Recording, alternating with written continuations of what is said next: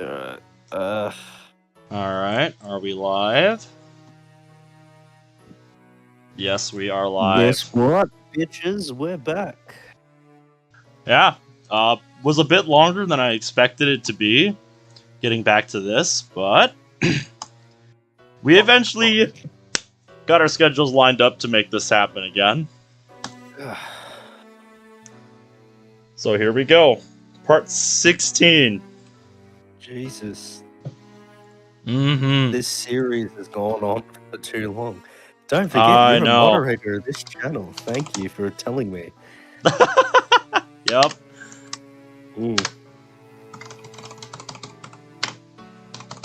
Yep, I moderate this shit.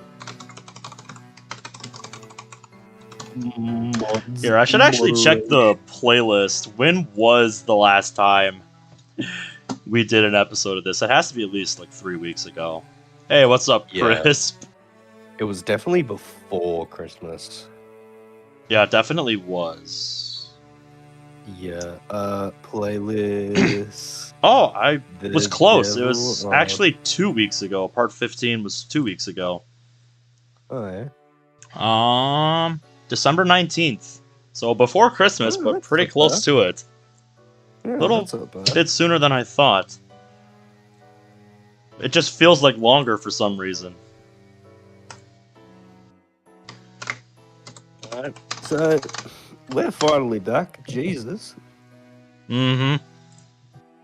I was jogging my memory of what was even happening the last time we played this before stream tonight. Well, I think it was Mephistopheles just escaped or something. Yeah.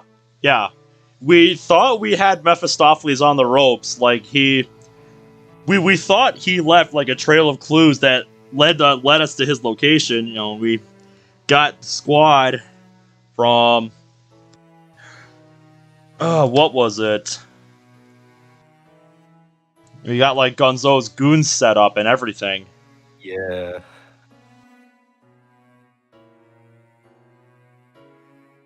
Good shit. In the building that we were in, but it turns out, it had all been, planned out pretty thoroughly ahead of time. And it was all, one gigantic red herring, which threw us off. Yeah, I accidentally refreshed my page with these streams, so I'm just making sure we're still going. Looks like we are. I want to quickly go and check something because I'm pretty sure by now, playlists, where is it? Devil on G-string review full playlist. Okay, yeah, Canon is officially the route that we have had the most of the consistent thumbnail. Yeah, because we've spent a good long while doing things with Kanon's route. And that was the other main thing that happened in the last episode. We got to spend more time with Kanon. Like, we went to the diner with her, I think. That was the main highlight of that. So, Crisp, what's new with you, my dude? How are you doing tonight? You done sending out the links?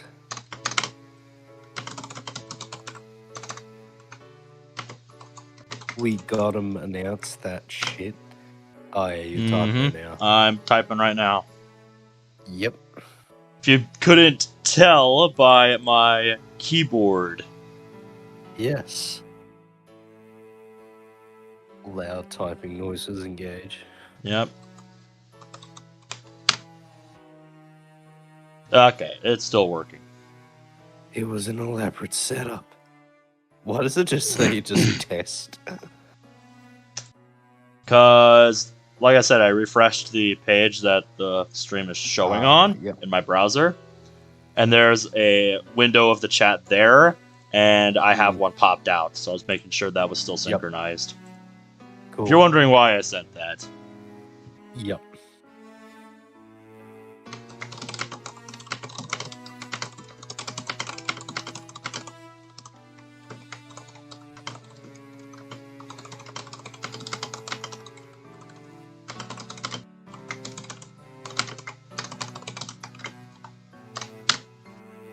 There we go.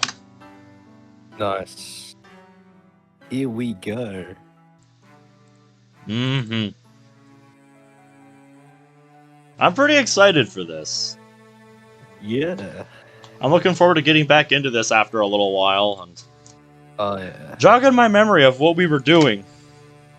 That and getting to see more of Kanon. Oh yeah.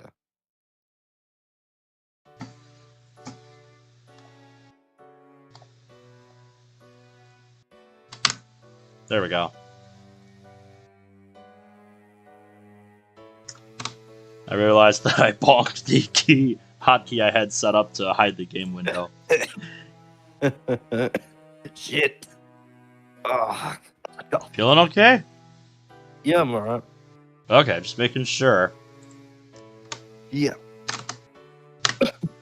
God, maybe not. Fuck. Okay, I'm Alright, okay. we'll do what you need to do.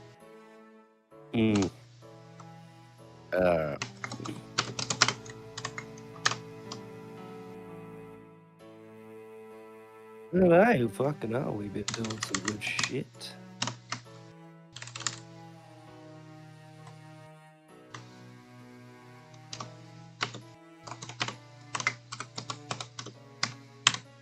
I'm like so happy like the server has like 4 boosts now. Yeah, we have like 3, like I think Brad, Underskins, and me are server boosting now. I didn't even realize the server had 4 boosts. Thank you guys.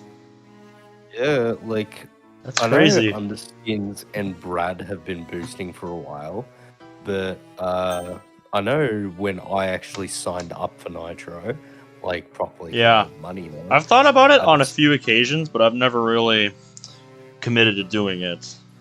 yeah. I'm like, I use So it a we lot, have- but is it worth throwing some money at it? You know? Well, for me, I think the thing that I got the full Nitro, so the like $11 a month thing, which I can afford that. Ah. So if I go server boost, yeah, so 2 out of 2, 5, 6. Yeah, so you would need like 2 more people to boost to get up to level 2. Yep, I've read about that on Discord here, like the different benefits for the number of server boosts you have. Yeah, well, if we get like more, we can get more. You can get a server banner, and you can do like 1080p streams, and apparently custom role icons, which that's cool. And only when you get like up to level 3 is you can have like a animated server banner and then a custom invite link. That would be nice. Instead of just it being, you know, the random link that I've got right now. Yeah. That you can find in the description, by the way. That Yes. random conglomeration of letters and numbers. And every link is comprised of. I just went to the hibernation server, the Doki Doki hibernation server, and someone in their promo chat made a song for the mod Relapse. Surprised that hasn't happened sooner, because that mod's been around for a while. I remember Relapse, and I remember playing it. Yep, I remember it was one of the earliest mods I was thinking about playing. I don't know if I ever did play it. There was a thing like about like MC touching Sayori's head. Yep, and that's the image they use in the thumbnail. Basically, I think the idea behind that one is that MC's basically on the same level as Monica and is trying to like undo what she's doing. If I'm remembering the premise of that mod right, that's like a vague idea I have in my head of what like the idea behind that mod is. One of the mods that I remember, but like the plot, like it could be the same as any other fucking mod I ever played. It's hard to remember, really.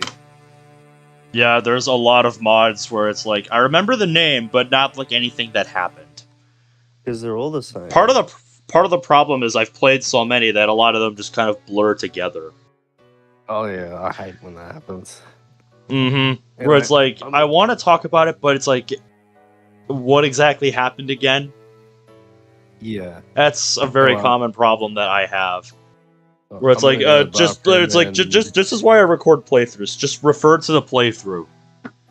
Yeah, I'm gonna go to the bathroom and make myself another drink, and yeah, I'll be back. Let me know when you finish sending out links. I'm about done, actually.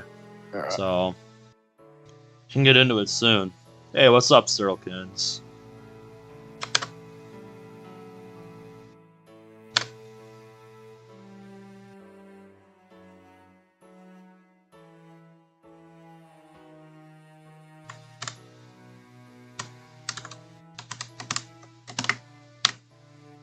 There. We're about to get started here. About to get back into things here. That's right, we left off on Usami's monologue after Mephistopheles and Maou fooled us at that hotel, where we thought we had Mephistopheles on the ropes, but then it turns out it was all, an elaborate ruse. It was all part of an elaborate setup by him and Maou. It's like, we thought we found like a trail of clues, but that was all like perfectly curated to lead us in the wrong direction, basically. So now it's pretty much back to square one as far as tracking down Mephistopheles again. And it'll be interesting to see what happens, like how this plays out. I'm excited to see it. I'm excited to see the continuation of this battle of wits. Took us a bit longer than I thought. It's been a couple weeks since the last episode, but I'm just glad we're finally getting back to it, because I've been looking forward to this for a while. That and seeing Kanon again. I love that face. I love that. I love that about Kanon. That and the way she does her hair. I like that too. And of course that fiery dedication she has to her craft. I respect that. I have a huge amount of respect for that in her. I think she's definitely my favorite of the characters we've seen so far in this story. So how's your day been, mate? What's new with you? Anything? Because I had a pretty uneventful day for the most part. I did get some stuff from one of the managers that I work with. I was talking about this with Caleb before stream. But basically... my name's Caleb. Yes, welcome back. I was just starting to tell Caleb, or not you, but Cyrilkins, about the stuff that I got from my manager earlier today. Anyway, let's get back into it. We left off. Oh yeah, we left off right in a climactic bit. Fuck yeah. Yeah, we left off in a monologue. Let's do this.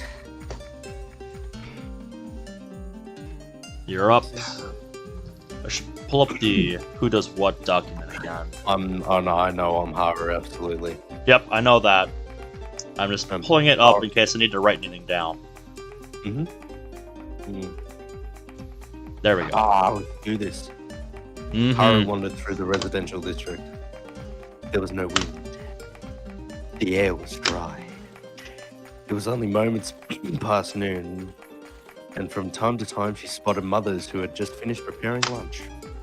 I see. After turning around at the same corner for the third time, Haru concluded that she wasn't cut out for stakeouts at all. Carrying a convenience store bag just wasn't enough to disguise her as a normal pedestrian. Wearing a uniform in a peaceful residential area during school hours already made her an attention grabber. Forget about the hair. Yeah, that uniform with that hair, good luck blending in. Oh yeah. That's one thing that Maou does exceptionally well. We've kind of seen her do something with her hair before, though. Yeah, that we have. I forget when, because it was a while ago. So you might have to refresh my memory on that. Yeah. let's do this. The target of her stakeout was a hospital she had now walked past numerous times. Its grand entrance bore the sign Internal Medicine and Neurology. The idea behind the observation came from the hospital-issued medication bag she had found the night before on a trash heap near Saijo's house. Oh, interesting. Inside the torn package was a slip of paper with the medicine's warnings and discretions. Okay. Saijo had some neurological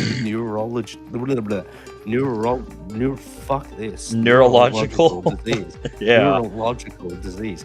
My accent fucks with me sometimes. Yep, I feel you on that. Baggies in the same garbage area. What's wrong with me today? After finding 3 baggies in the same garbage bag, she inferred that he visited the hospital quite often. If there's that many, yeah, it's a safe assumption. Yeah. It's so cold. The chances might be slim though.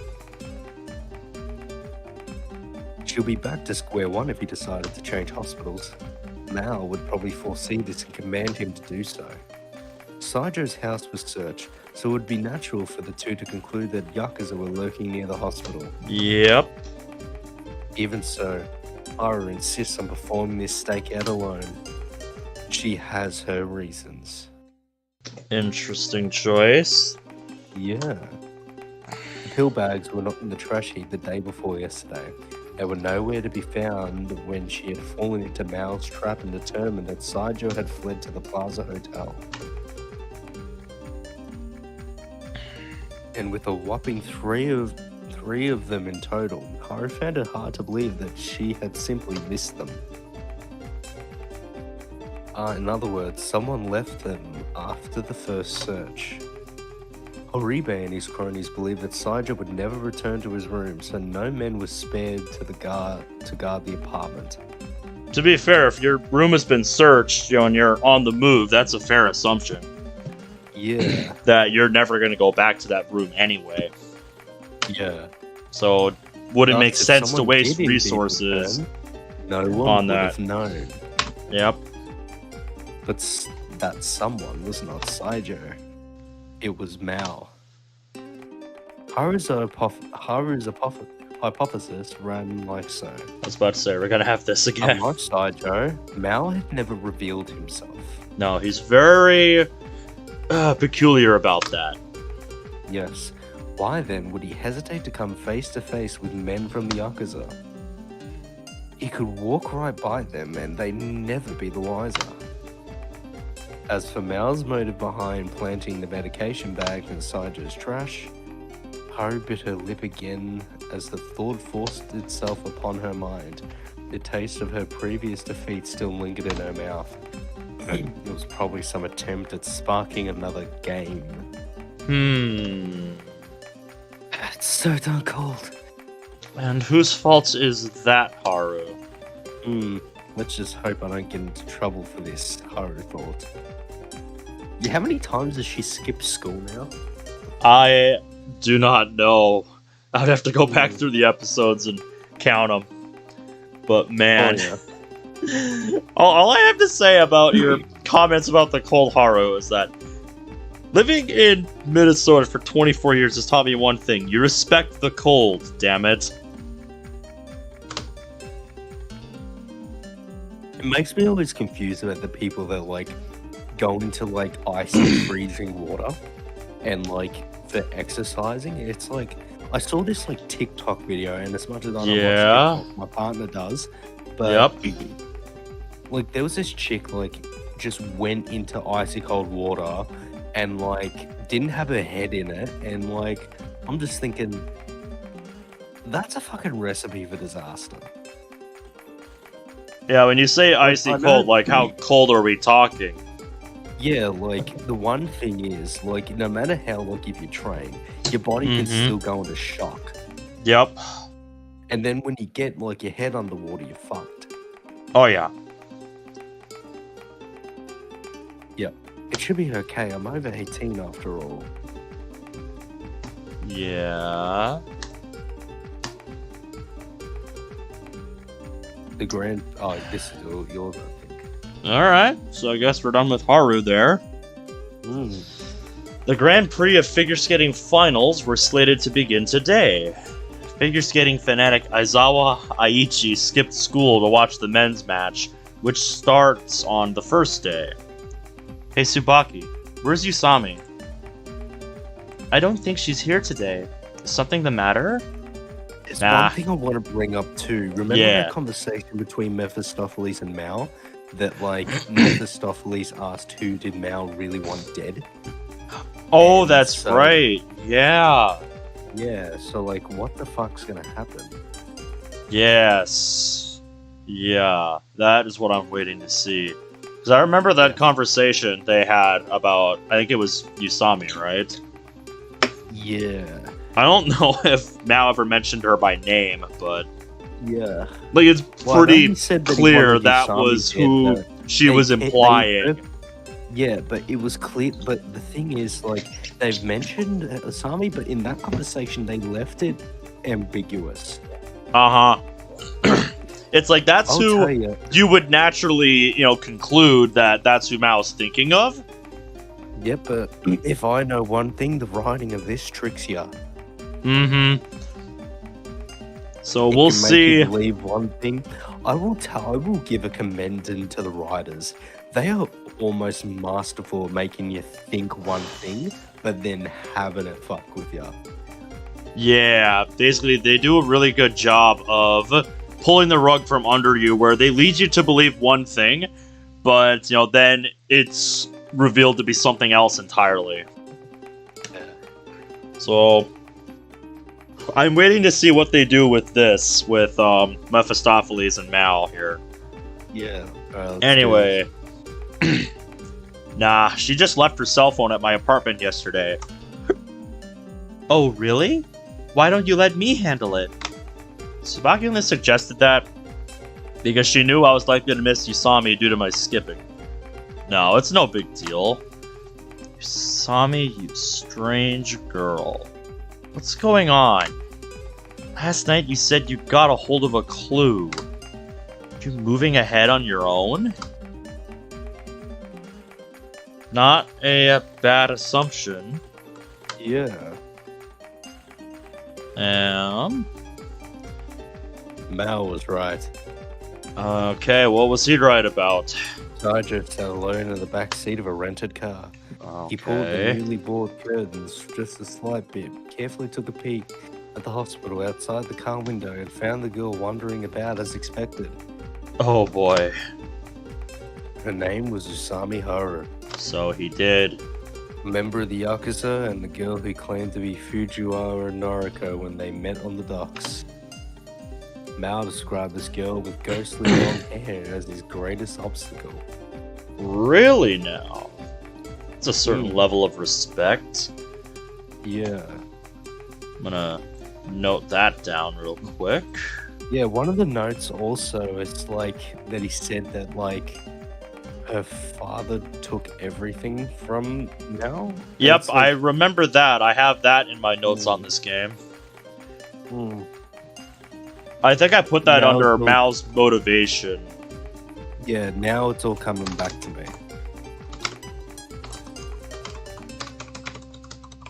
There we go. Mao described this girl with yep. He had warned Sajo about the outstanding insight hiding behind her dispirited appearance and actions, but Sajo found it hard to believe. A natural thing. She paced back and forth in the residential area with her arms wrapped around herself, probably trying to shield herself from the cold. You think? Sajo ruminated on Mao's advice. Kill her if you get the chance. Usami will probably be the only one to notice the trap behind the medicine bags. Detectives know to watch the scene of the crime, but the Mafia would never discover the truth. They'll just start searching elsewhere after they conclude you won't be returning to the apartment. Mal was absolutely right. Sajo glanced around and no signs of Yakuza were anywhere to be seen. When the time is right, engage her at your own discretion. Remember that Usami may be leading some thugs. Even if you find Usami alone, don't forget the possibility of others hiding nearby. Lastly, when you launch your attack, snatch Usami's phone away from her as the first priority. Ooh. That last bit of advice is not gonna go to plan, I think, if this is what we're getting into here. Oh boy. Oh boy. Separate her from her reinforcements. Mm-hmm. He would pull Usami into the car and find a quiet spot to kill her. Mao would take care of the corpse. Okay, now where do I go from here? Jesus, this is dark. In the end, Usami never came to... Oh, yeah, your turn. Yep. I'm Right. probably overthinking this. Still. Usami didn't seem to be the type to skip school for no reason.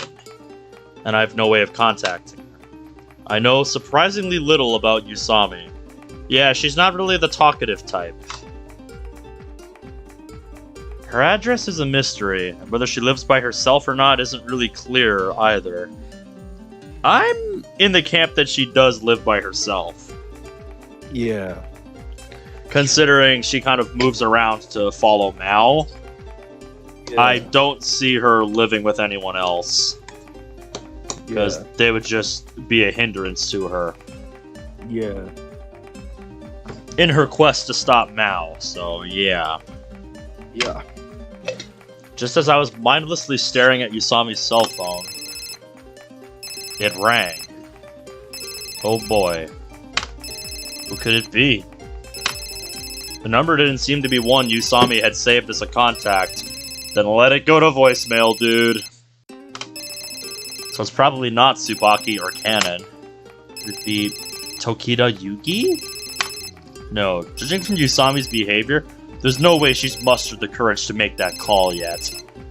Alright. So that makes this a friend of Usami whom I have no knowledge of. The phone continues to ring. Like I said, mate, let it go to voicemail. If you don't recognize the number, don't bother. I like the fact that, like, did Usami leave the phone intentionally? That is something I'm wondering about as we go forward here. Mephistopheles is talking about to separate her phone. Yeah, but if her phone isn't there to begin with, you know, what will they assume? Yeah. You know, will they try to track it down, or will they just assume like she doesn't have it anymore? Yeah. I decide to answer it. Bad call. And press the call button. Oh boy, let's find out who was trying to get a hold of her. I'll just keep silent for a moment. Only, this moment would go by a lot faster if the caller would introduce herself. She must be calling from some quiet place, as there's no background noise at all. To the point I'm starting to believe she's holding her breath. This must not be a very close friend of hers. Then again, a lot of Usami's friends are weirdos, so you can never be sure. Damn. Yeah.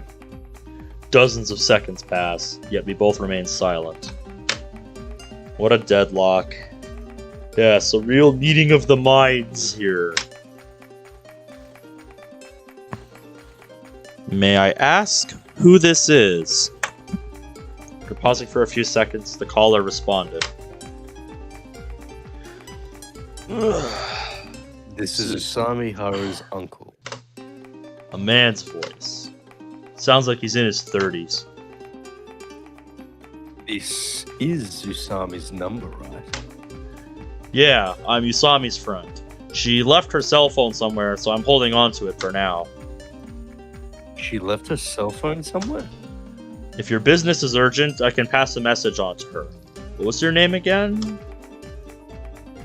Kawashima. I'll call back later. I'm gonna note down the name in case it becomes relevant later. What if that's Mephistopheles? Yes, I'm taking down some notes. And I might have to go back and look at that later. Kawashima. It doesn't sound familiar to me. Nah. It might be Mephistopheles, though. Yep. Like, I don't know. I don't know if it's been right. mentioned what his real name is, though. It was Mephistopheles. Saijo something. Saijo. That's right. We only know about Saijo. Yeah, and that might be fake. We don't know. I'm gonna put a parenthesis next to my note. Mm. Saijo question mark. Mm. Keep that in mind for later. Mm. He hung up after he finished. There's something unnatural about that conversation just now, wasn't there? Alright, I know what to do. Yep, g-senjou no Maou, devil on g-string. Yeah, because if we're trying to get onto Kanon's route, we want to pick the right choice here. Chat, what do you all think is the right choice? I have the correct choice up. I'm thinking it's the top one, if there's something unnatural about it. So that is the right choice. Kind of figured. Something like that, you don't just want to ignore. You definitely want to make a note of that for later. Yep. Like, I don't So, think yeah, you need no to doubt immediately about act on it, but it is something you want to keep in mind. So yeah, no doubt about it. Right. Right. Forgot to make a... We'll have to we'll have to go back from the start to do the right choices anyway. But yeah, make a save anyway, I guess. Yep, I made it just after the choice. So... Yep. Shit. Right. Yeah, forgot to make it. Yeah, it's alright. Let's do this. Yeah, I can go back and make a save for that decision later. Yeah. I'll fix it later. Right. Mm-hmm. It's nothing more than a hunch, but the man claimed to be her uncle just now. And that's all it is. A claim. How many kids nowadays are willing to give their uncle their phone number? That's a good point. Because, I'll be honest right now, I don't have either of my uncle's numbers on my phone. I don't think they even know what my phone number is. So, that is a very valid point to bring up. The ones that do must be really close with them. Yeah, exactly. And I wouldn't say I'm necessarily close per se. Like, I love them in the way I love family. But, like, not enough where I'm like, they need to have my phone number. You know what I'm saying? Yeah. However, if that was her dear uncle, why would he ask if he had the right number? Why would he call her by her surname? Yeah. Those are also really excellent points to bring up. Did you just say surname? Surname? I don't know. You said fucking surname. Like, what the fuck? If that's the incorrect pronunciation, I apologize. I have never been sure how to pronounce that word. It's like you named some, like, fucking, like, Indian dish or something. I don't know, Like, man. I don't know. Like, curry rice with a side of surname. Whatever. I'll have to think. I might have to take a walk down our spice aisle tomorrow and see if there's something close to surname in there. I know there's a cut of steak called sirloin. Oh yeah, I know about that. Yeah. But that's not the kind of thing I'm thinking of. Of course, Yeah. there might be some complicated relationship between the two. Even so, that uncle was too cautious to start talking before I did. It was too creepy to be true, even for a relative of Usami. First thing that comes to mind is the man just now was Saijo. Okay, so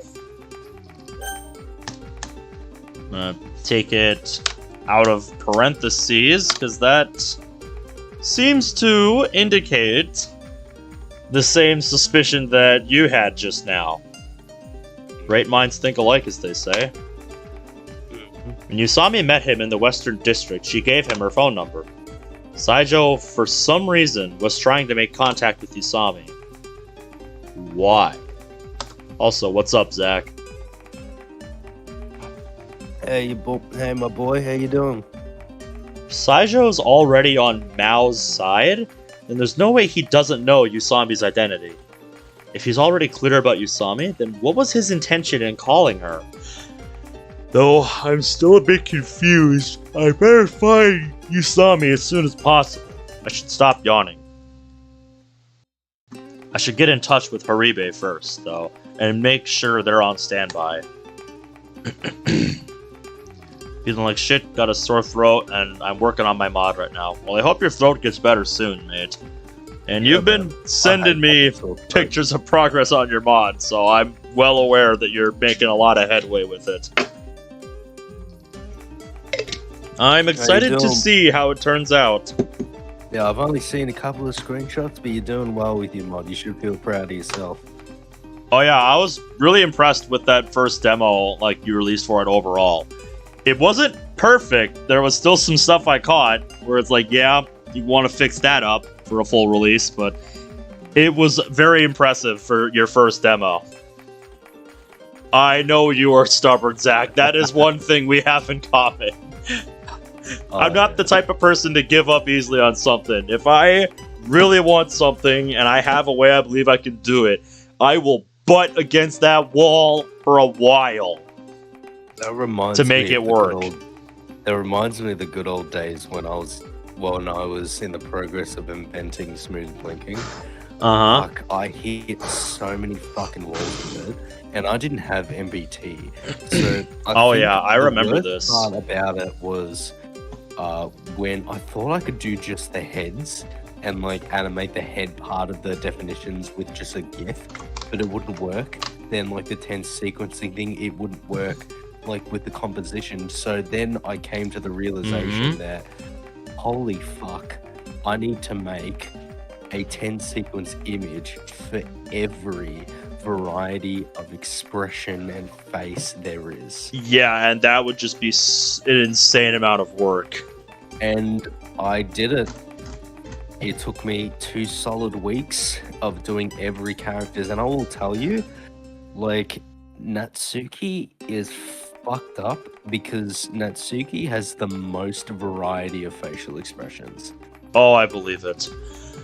Because she is very vocal about how she feels about pretty much everything, so it makes sense like, I think, that she would be really animated. DLC, I can't speak well for the MBT version, but like fuck, I'll tell you. Yep, and I don't know enough about it to really comment on it. Monica has like 12 expression varieties when Natsuki has like 50.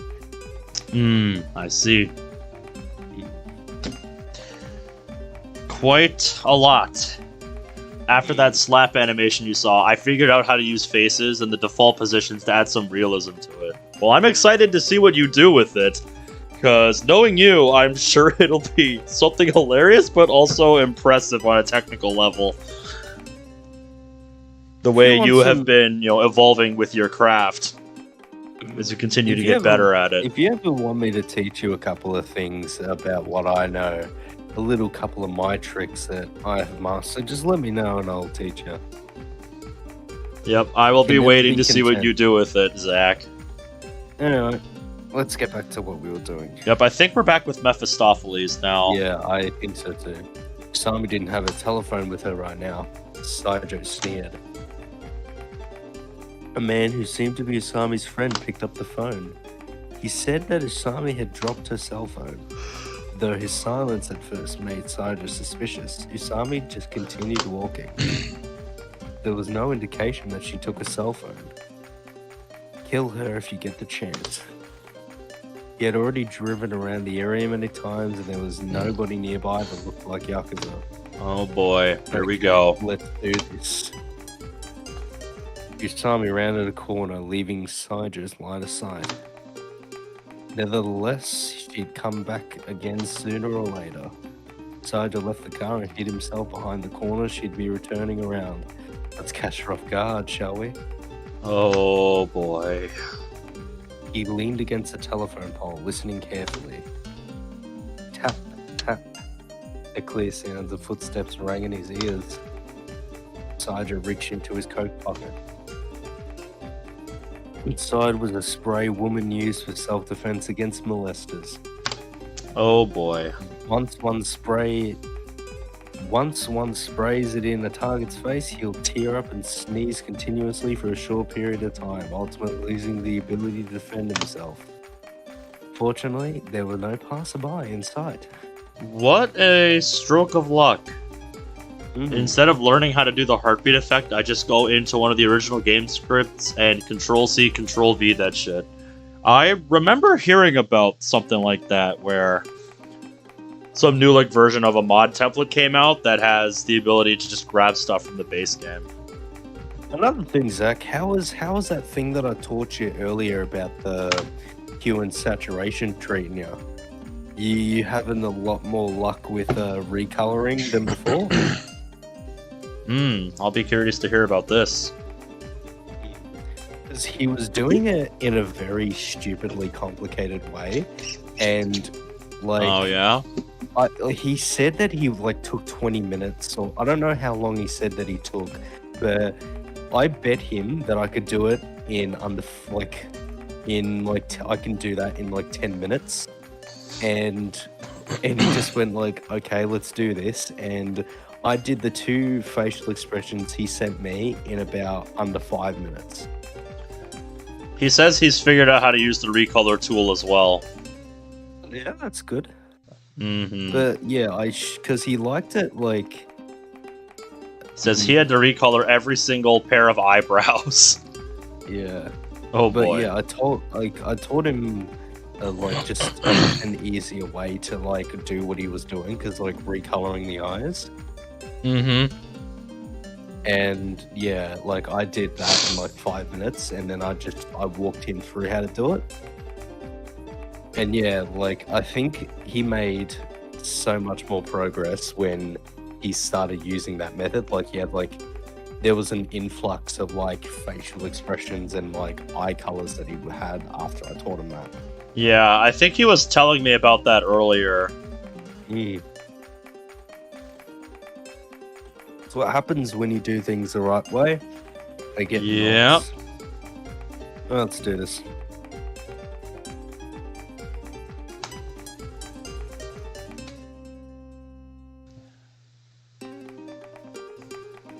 Because a mouse trap... Oh, yeah, sorry. Usami's footsteps grew louder.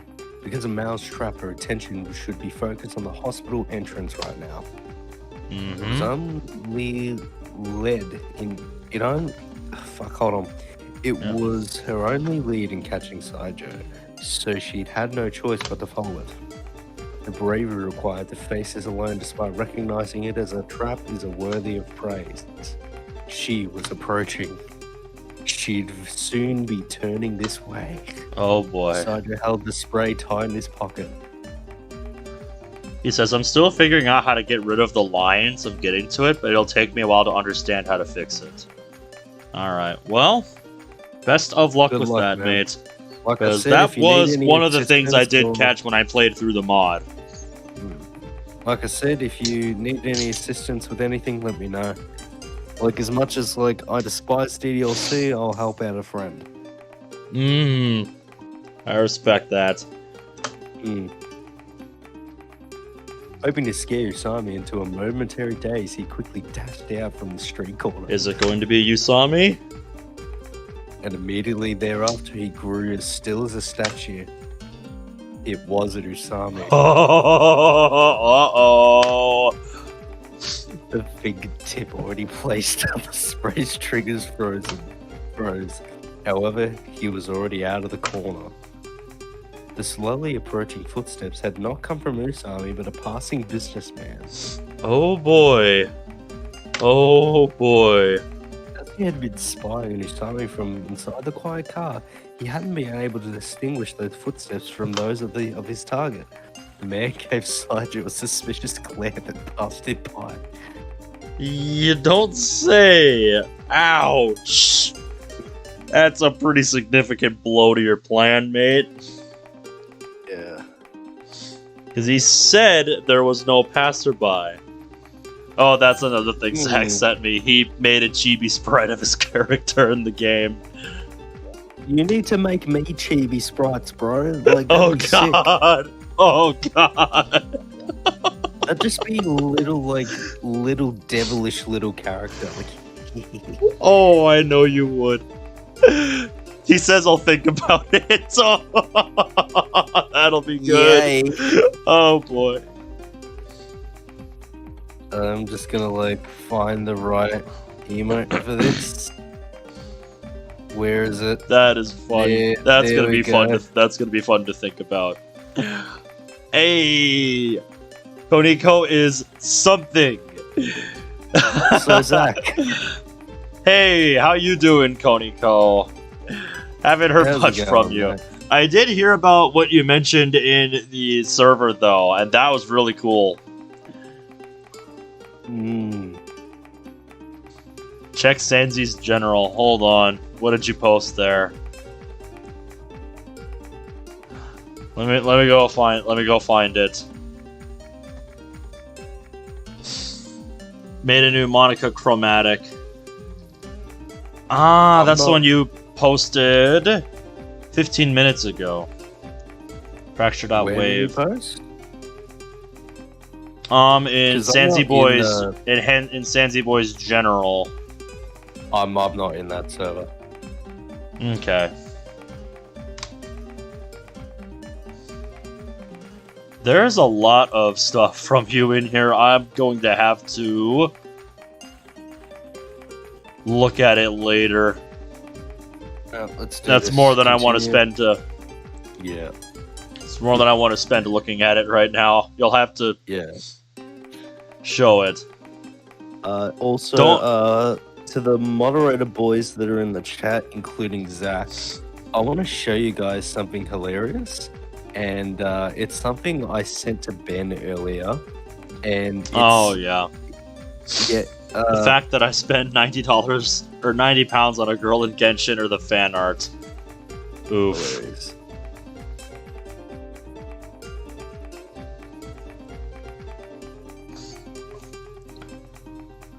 Oh man, does Usami have Mephistopheles here? Yeah. Oh boy. Greetings. A shy-toned voice spoke up. A young, hunched-over girl with her hands in her pockets. That stood sounds like before him. Usami. Saijo was outraged and stepped straight for the girl. Ooh, is that him? I think so. Who Oh, else would it okay. be? I mean, look at his hand. What he's carrying. Yeah. Dude. Alright, sounds good, New Koniko. CG, You're fellas. getting a new PC? Nice. Also, what actually is Devil on G-String? It's a visual novel, as you can see. Yeah, and the G string in their title refers to the highest string on a violin. Hmm. Not what you might first assume. In which case, Yeah. BAP! Go to horny jail. Stop that. Yeah. Yeah. This is a cultured visual novel. Get the fuck out. Shouldn't have expected anything else. Yeah, It's but this something is that a we've really- been playing for a while. If you go back and look at, the first part, I mean, it says part Yeah. 16 in the title for a reason. We've been at this for a while. Yeah, this is actually now, it's already past the point of being Ben's longest running visual novel series. Mhm. That's including DDLC mods. Yep. Hmm. Oh, well, let's continue. Yes. Haven't seen you in a while. We've met before, right? Oh. boy. Saijo was not shaken at all. He simply nodded. What you got there, buddy? Some kind of makeup? Usami is playing dumb. He was referring to the spray. The girl might be alarmed by it, but she slanted to the side and stared at Saijo without blinking. Saijo returned the spray to his pocket and observed his opponent's actions. Mm-hmm. Oh yeah, did you get the autograph? Autograph? Yeah, if you are not remembering they met on a pier before, I think, where they were like making sure that they disposed of a body or something. What? You don't remember? I wanted Michael Jugman's autograph. He's that ballet dancer. You promised you'd get it for me, didn't you? Oh boy! Oh boy! He doesn't remember. What's she up to this time? He doesn't remember.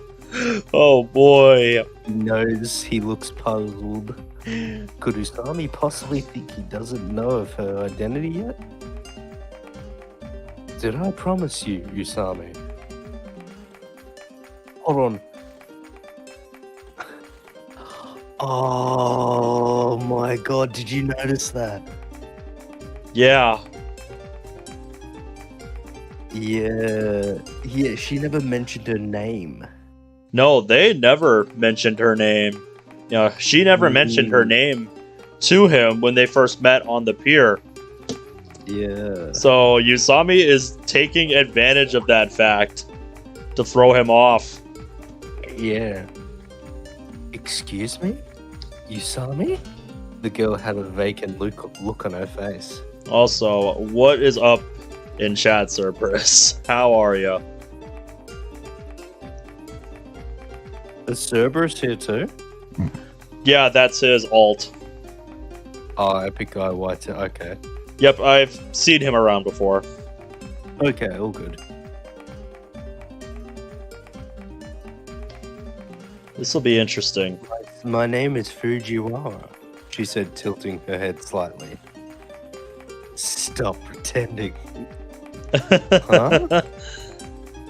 Feeling stupid won't help you anymore. Your name is Usami Hara and you are a member of the Yakuza. Oh boy. Kaja used a strong tone. It's a little complicated to explain right now because we're referring events that happened like in a couple episodes ago. I recommend Kaneko, you really should just watch this series because unlike a DDLC mod where you can just go in midway through and understand half what the fuck it's about, this one you really got to watch from the beginning. It starts out pretty slow for the first few episodes, just kind of establishing its world and characters and letting you get to know them before it really starts to turn up the heat. But let me tell you, once it does, it really takes off. It's a lot like, you know, a story I read when I was still in school, The Hunger Games, where the beginning is really slow and like people will put it down before they get to the good part, but once you get there, it's like, oh man, it was all worth it. That's why I'm asking, gotta play Genshin. Yep. Yeah, So if nothing else, I mean, you could just check it out on your own time. Yes, I am still playing this. We are still grinding our way through this. Okay, I'll be sure to check it out, Koniko. I'm excited to see it. Yeah, Imprudent, that's my point of comparison, because this game's story had a comparatively slow start as well. But it's for a reason. Yes, I agree, it was a really good read. I still need to read the prequel book.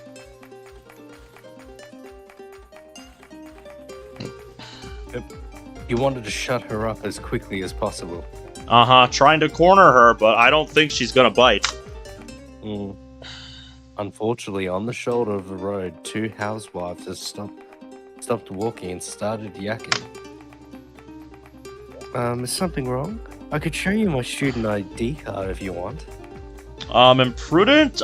I don't recall if you are in the server or not, but in the VN channel, there is a VNDB pin for this game. If you go to the VNDB section in the server, under visual novel content, you can find it there and you can read up on what it's about. It's really nice. It's a really fun story.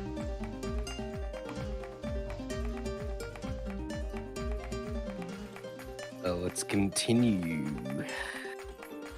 Imprudent? He is the developer of Doki Doki Isolation.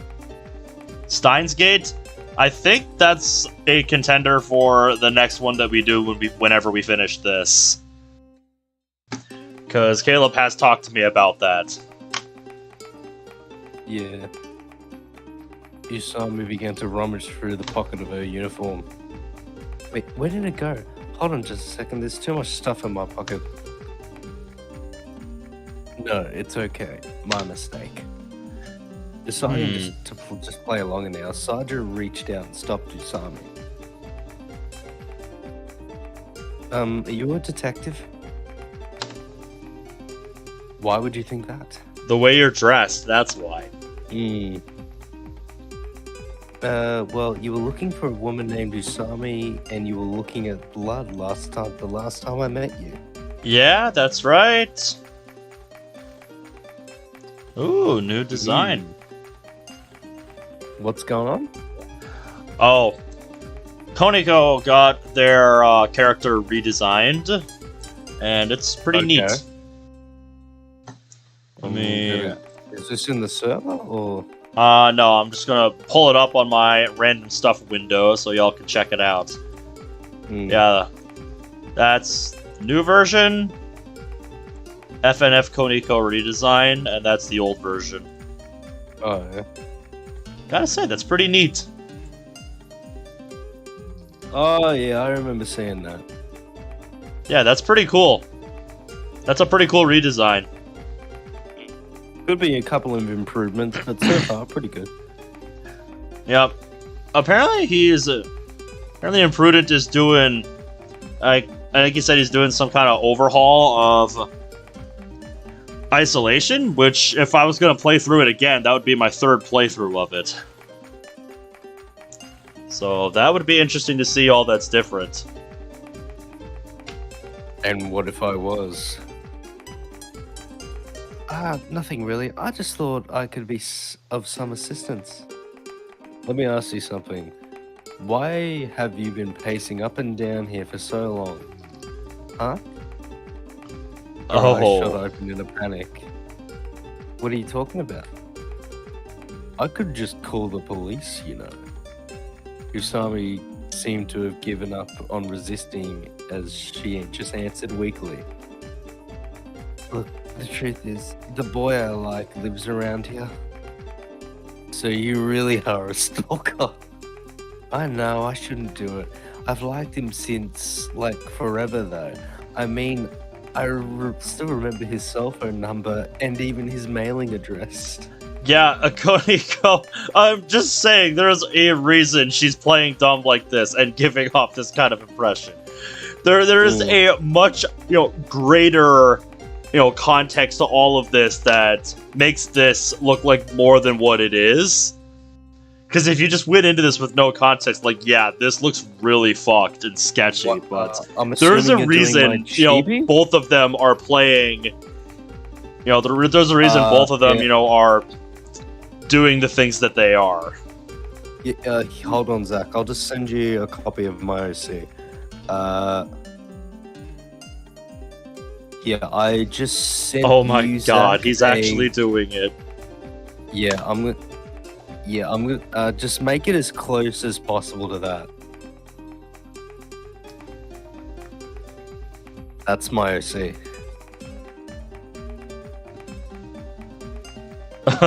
The lore deepens. I never knew that. Yeah, like, it's literally my profile picture. That's my original character. Silly of me not to assume that. Christ, he wants one of my old logos. Okay, where is it? Don't forget, Logixel Shift.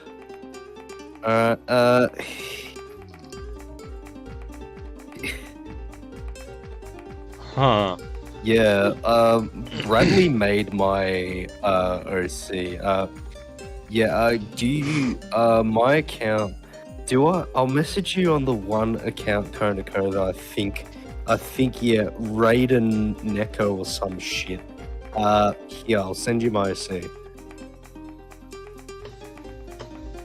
I thought that was, the one you were talking about the other day, Imprudent. So, the redone CG and the nurse sprites. I'm fine waiting for that, mate. However long it takes for you to get that done. I've said it many times before, but I would rather spend more time waiting for a more polished product than, get something now that's kind of rough. That's fine, mate. I got plenty of stuff to do in that time. Koniko said it just in chat, like, bro, I got wanna that devious see. smile.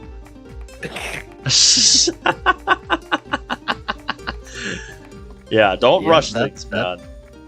Yeah, that's fucking This is going to me, be alright. interesting to see what Saijo does in this situation, because Yep.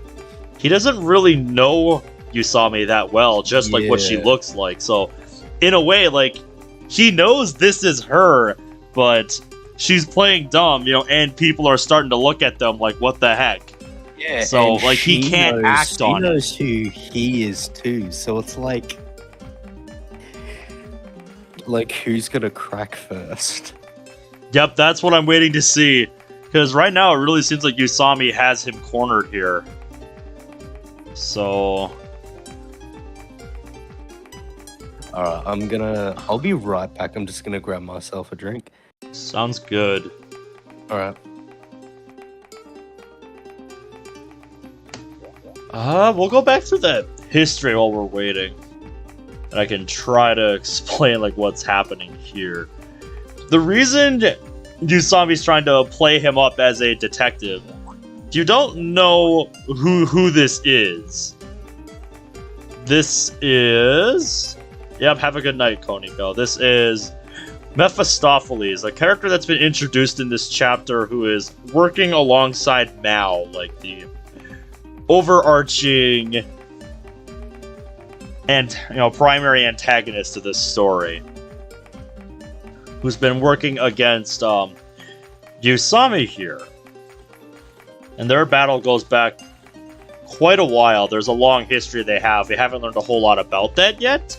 I'm still waiting to learn more.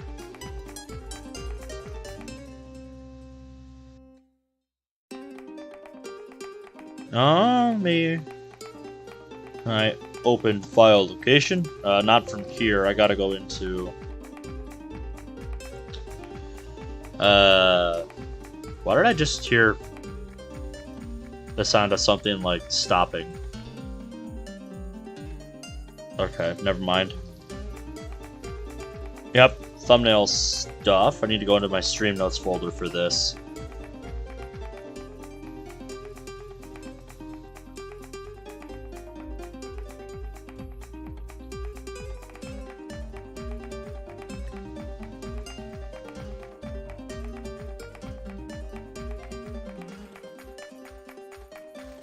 Okay, seriously going now. Okay, then.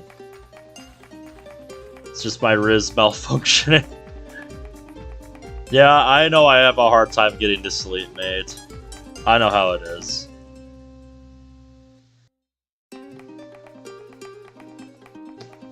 And the reason he doesn't want to overplay his hand... Like, clearly, he knows who she is. And since he's working under Maou, he has orders from Maou, like, when you have the chance, kill her. But Maou is very meticulous and essentially leaves nothing up to chance. He's very meticulous in his planning. Basically, imagine it like this. Yeah, that's a thing that happens. You keep saying that, but yes, goodbye, Koniko. Onyx, what's up, dude? We're waiting for Caleb to get back. He's getting a drink. I'm doing my best to explain what's happening here. I'm not the best at doing this on the spot.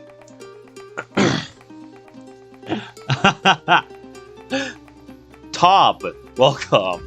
Your name's backwards. How's it going, dude? Joining in the buy spam, I see. That's good, man. That's good. Good to hear. But yeah, like I was saying, I kind of lost my train of thought. I'm a lot better at explaining this stuff when I have time to write it down and organize my thoughts.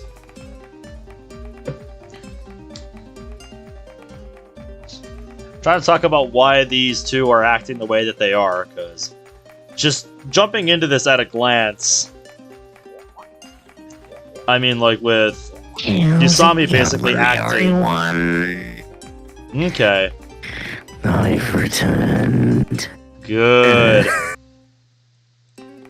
I'm sorry for anyone that was on the receiving end of that. Yes, rest in peace, headphone users. Shira Hoshi from Discord. Good to see you. How are you, man? So that's an interesting move.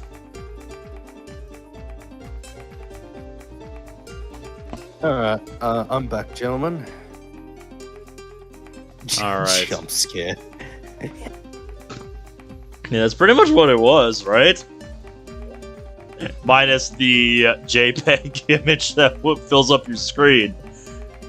The real jump scare is going to be learning about what Zach is making.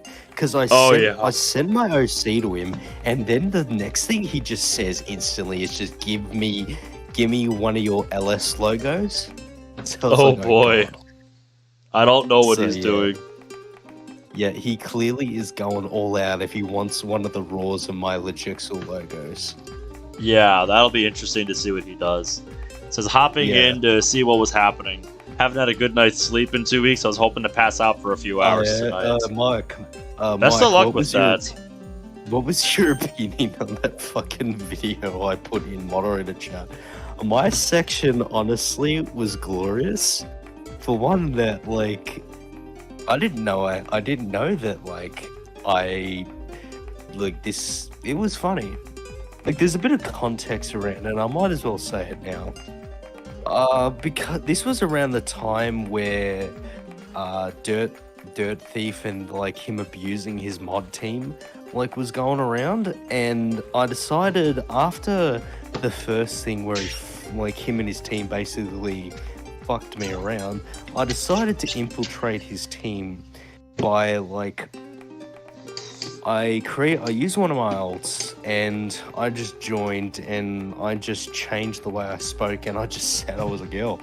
And and they believed it. I literally said that. Yeah, I only said I was a girl twice. The thing about pretending to be someone else, it's not that difficult to do. Oh, especially online. And like I learned about the mod team, I learned about the members of the team, and I became a good friends with a couple of them, and then I helped them get out of that team. I realized how toxic the environment within just Kotonoha was, and I helped most of the members of the dev team.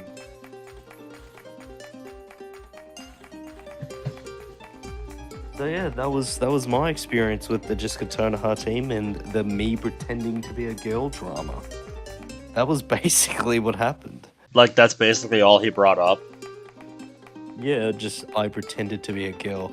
Not that, like, it was to see the fact he was threatening to ban people because they were useless, and not that he sided with a dog to enforce his rules, and not because that he could never keep his fucking mouth shut, and he basically nearly forced half his team members in mental grief.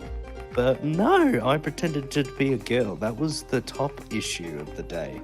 Not that he said in comments that he would fuck an 8-year-old, but like, no, I'm a girl. Sorry for bringing up controversy, priorities, people. Yes. I know, sorry to bring it up, but like, the dickhead said I had a daughter, so it's like... Yeah, I still don't know where that came from. Because it's like... One, where did you even hear that from? 2, did you even bother to fact check it? Yeah, like...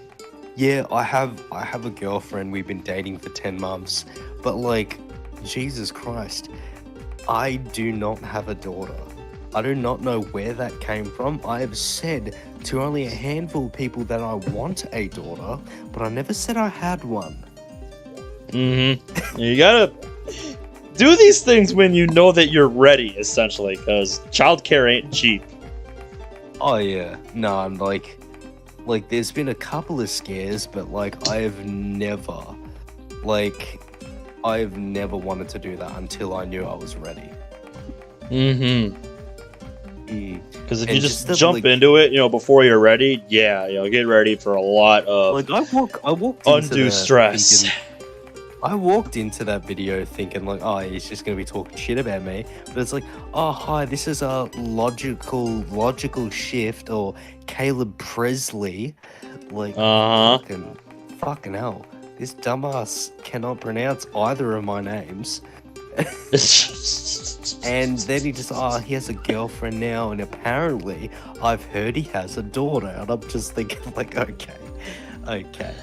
It's like, okay, you clearly don't know anything.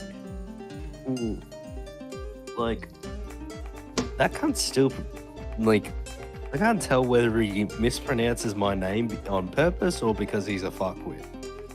Honestly, it's hard to tell. Oh, yeah. Anyway, let's continue. It's enough talking about that twit. Yes.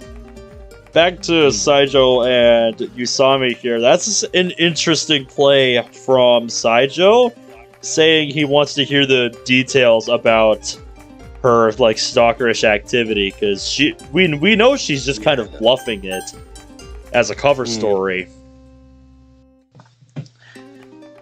And now the ball's back in Usami's court. She's the one that's kind of cornered now. Yeah, let's go.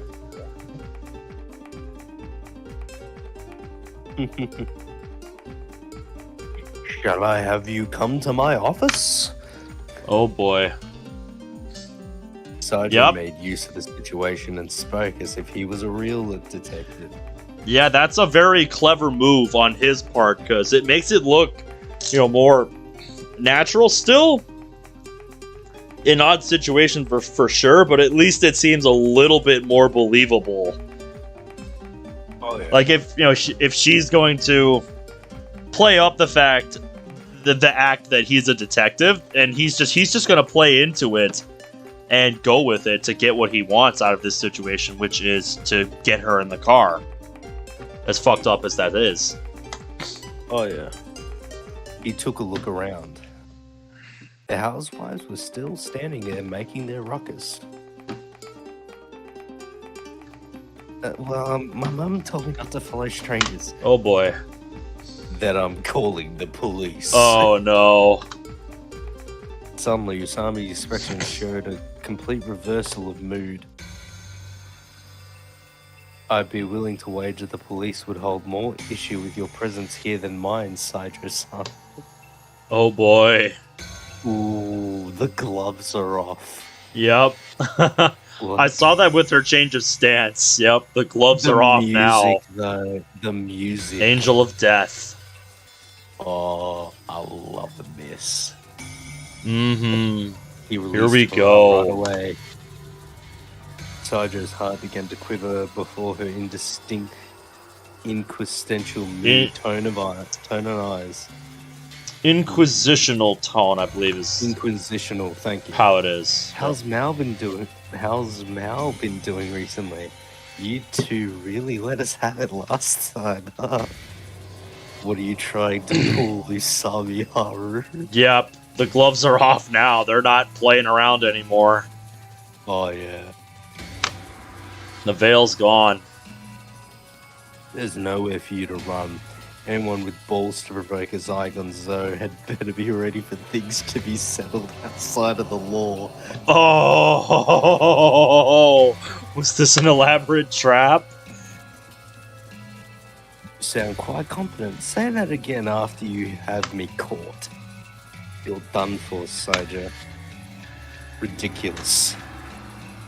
You're the one about to die. Saijo took another look down the road. The meddling housewives were nowhere to be seen. Something tells me they were more than just housewives now. Yeah. It's not too late to confess. Run to the cops. It's your only hope for survival. She has balls using Zygon Zo's name. Oh, yeah. That's not a name you just throw around lightly. Oh, yeah. Oh, boy. You came here alone just to tell me this? Let me make myself clear. Don't waste your time trying to capture me. I don't like to make a big deal about it, but I'm actually quite confident when it comes to close combat. Really? I'm gonna need a citation for that, Usami, but I am down to be proven wrong. She bent Oh, her knees boy. slightly as she spoke. Battle stance. For instance, let's talk about what's that spray hidden in your pocket right now. Take a second to think about the wind direction. You're downwind. You know what I'm getting at, right? Oh, boy. Sidro fell silent, and any escape attempt would be futile by now. I've already burned the nearby geography into my mind. I'm different from you recluses. A violet aura exuded from her every pore. Her eyes, a teenage girl would be the last person you'd expect to find with them. Steel, cold emotions, slowly explaining the logic behind everything. Are you starting to understand why Maou thinks so highly of her yet, Mephistopheles? Are you starting to understand yet? And that tone, oh that tone. It was like speaking to the mirror image of Maou. Yup. Still, Usami was a fool. He thought his only weapon was the spray. She must have forgotten the man from the Yakuza lost quite a bit of blood from just the day before yesterday. I think you are underestimating Usami here. Yeah. Saijo idly wondered if that man had died yet. He had been stabbed right in the face and fell into a seizure right away.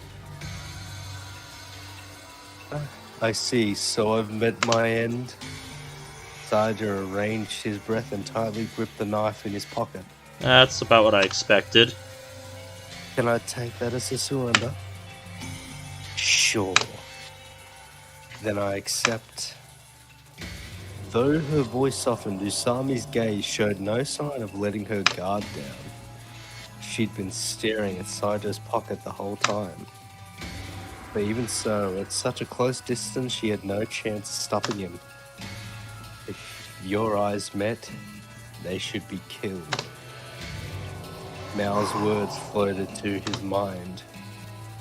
His hand shook. Though there was no hesitation, it seemed murder was not something he had grown accustomed to. He slightly adjusted the knife's position. Violent heartbeats threatened to tear his chest asunder. Oh boy. The girl's eyes widened slightly. She stared to look around as if walking from a dream. Saijo made his decision in the same split second. Now's my chance. Saijo gave his body to the bloodlust. Here we go. For some reason, his murdered sister's face superimposed onto Usami. Suddenly, the sharp screech of tires shearing the ground pierced his ears, and the hand that held the knife hesitated. Huh? Here we go. The luxury car known to be favored by the Yakuza suddenly came to a stop and parked behind Saijo. Another parked in front of him. You had your chance, boy. The swarm of vehicles continued to grow until the road had been completely sealed. There were 4 huge men, some bald, some with crew cuts, kicked the doors open and jumped out of the cars. What? How on earth? There's a son of a bitch. Don't you fucking move. Saijo, like a deer caught in headlights, failed to give proper resistance. He merely shielded his head and chest with his arms. How? There's no way. Saja was forced onto the ground in a blink of an eye, and their fists landed over him like raindrops. Ouch. Yeah. This might be the last we see of Mephistopheles. Yeah. You should have run when you had the chance, Sajo-san. Don't say she didn't tell you. My god. That was a great sequence. That line, though. Yeah. A sound poured down on him alongside the violence. He thought for a moment that it had been his sister's voice, but that, of course, would be impossible. How saw me? Though Saja had already been pressed to the ground by strongman, the confusion in his mind still screamed out. Why then, how did it turn this way? How'd you summon this gang, you damn bitch? So, going back to something we were talking about earlier with Yusami's phone, I'm now convinced she did that on purpose. Knowing that Kyosuke would find it. And that he wouldn't just be an idiot. My chibi's finished. Pretty cool looking. The real coloring is a little bit weird, but I'll show you the progress. You'll have to show me when it's done. Yep. No, it looks pretty good. But yeah, I'm more of a my eyes are more of a darker blue though, even in the OC. But no, but yeah, good. I'm more convinced now that Yusami left the phone on purpose. Yeah. Knowing something like this would happen, and that if he, did try reaching out to Yusami's phone. Oh, good. Well, no, it looks good so far. I don't know the exact logic behind the decision yet. I'm still working that part out, but I'm more convinced now that she did that on purpose. Oh, yeah. That she forgot it on purpose. Keep at it, mate. You're doing well.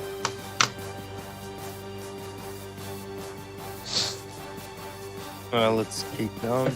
Yusami looked like she didn't know how to answer. She shook her head. You're asking me how? When all I did was use my cell phone. What's what I was just talking about? Cell phone? I was wondering why you didn't try to escape. So that's why. There seems to be a misunderstanding. You thought I only had one cell phone. If I'd lost my only point of contact, then I wouldn't have been able to call for backup. You mean you have two? Yes, that's right. All girls nowadays keep two cell phones with them. Alright, fine, that's a lie. The truth is the other cell phone was a present your owner gave me last month. Since it's still usable, I send a text message with it. A text message? When she didn't have time to spare. Saja racked his brain to the limit, hoping to find an answer. When you said you were looking for your student ID and reached into your pocket? Try again. What? Well, if that were the case, I'd likely have already fallen victim to your blade. What was it? Probably when you arrived around sunset, an unknown car parked nearby, so I took a little peek inside. But there were curtains on the car. There's no way you could have seen inside from out here. Sure enough, I didn't see her face, but I saw a shadow. It was the fact that you decided to sit in the back seat rather than the driver's seat that sealed your fate. It was Maou who advised sitting in the back seat. Oof. Sitting in the back seat allows you to pretend to be waiting for the driver or someone else. And waiting there wouldn't raise suspicion of any passerby either. It's a stakeout technique that a lot of detectives adopt. That little detail actually made you more suspicious. This girl one-upped Maou? Saijo finally understood why a man like Mao would be cautious about an everyday schoolgirl like her. You think? I've been asking if you put 2 and 2 together yet. Yeah. Don't fuck with Usami. Don't fuck with Usami. Your car showed no sign of moving. It's only natural that I conclude I'm in target, right?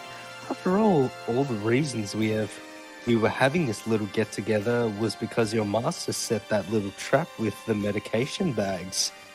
You even predicted the ambush? In a residential area like this, you were bound to try and ambush me around a corner. You would bide your time and attack me just at the right moment. Taking this into consideration, I always found someone to accompany me when I turned the corner. When Saijo thought back on it, he had only heard one set of footsteps as he prepared to ambush Usami. Only the footsteps of a male commuter. Something I've been thinking about since I have been watching a lot of chess stuff on YouTube, thanks to a channel I found, is I would not want to face Usami or Mao in chess. They would be terrifying to play against. Yeah, just like both of how them far used to ahead think- they think about everything with this stuff. Yeah, like Mephistopheles said something interesting, that Usami was a kind of like mirror image to Mao. Yeah. And now he understands why, because, you know, this girl understands the way he thinks. Yeah. And like, they both, like, even in chess, like, they'd make you think that you were doing one thing, but like... Oh, absolutely. You're trying to set a trap for your opponent, you know, by playing a series of moves to lure, like, you know, one of their pieces away somewhere so that you can attack on another side of the board or something. Yeah. I've been watching, you know, like I said, I've been watching a lot of chess. I've been learning about stuff like that. Should mention, like, when I was younger, I used to play it a lot, but I kind of fell off chess because I never really had anyone to play against. And playing against the computer gets boring. So that's why the times I've played chess on stream, I've really fallen off, because I don't really know what I'm doing that much anymore. And I never really learned, like, beyond, like, the stuff I learned when I was younger. It's the first time that, like, Usami has used a Mao tactic, though. Yes. Also, what's up, Sarah? How are you? So you finally changed your profile picture to something else. That's something I still need to think about doing. Anyway, let's get back into the analysis here. Only the footstep. Yep, Usami must have been waiting quietly, ready for him. And during our confrontation, I was just spouting bullshit to buy myself some time. Yep, I knew that's what you were doing. And Mephistopheles was trying to spin whatever situation she was creating to his advantage. Like when he started playing along with the fact that he was a detective. I'm glad to hear you're doing good, though, Sarah. Saijo was stunned. His actions had been seen through from the very beginning. Oof. The world around him grew dark. A voice evolved in Saijo's ears as he lay in the lightless pit. Don't, Oni-chan. Oh boy. He gave himself to the concrete, exhausted. The fists of the two men around him greeted his face repeatedly. It was a tragic scene. He could only withstand the shower of blows so tenaciously brutal that it was hard to even imagine their deliverer was human. I'm scared. Don't kill me. A voice echoed in his ear. Don't kill me, Oni-chan. Damn. Good work. His sister's nostalgic voice was suddenly cut off. So they leave his fate ambiguous. Because they would lead you to think, like, from that much physical trauma, he just is not going to survive that storm. But Yeah. I don't know. We'll wait to see. Because I would think, knowing Gonzo, he would probably want to talk to this Mephistopheles guy. Yeah. Like They would want to keep him alive. Subject him to insurmountable torture. That, and let's not forget, Gonzo is also interested in Maou. That's why he has Kyosuke under his wing. So he would probably want to get any info he could about Maou out of Mephistopheles, since he's his accomplice, basically.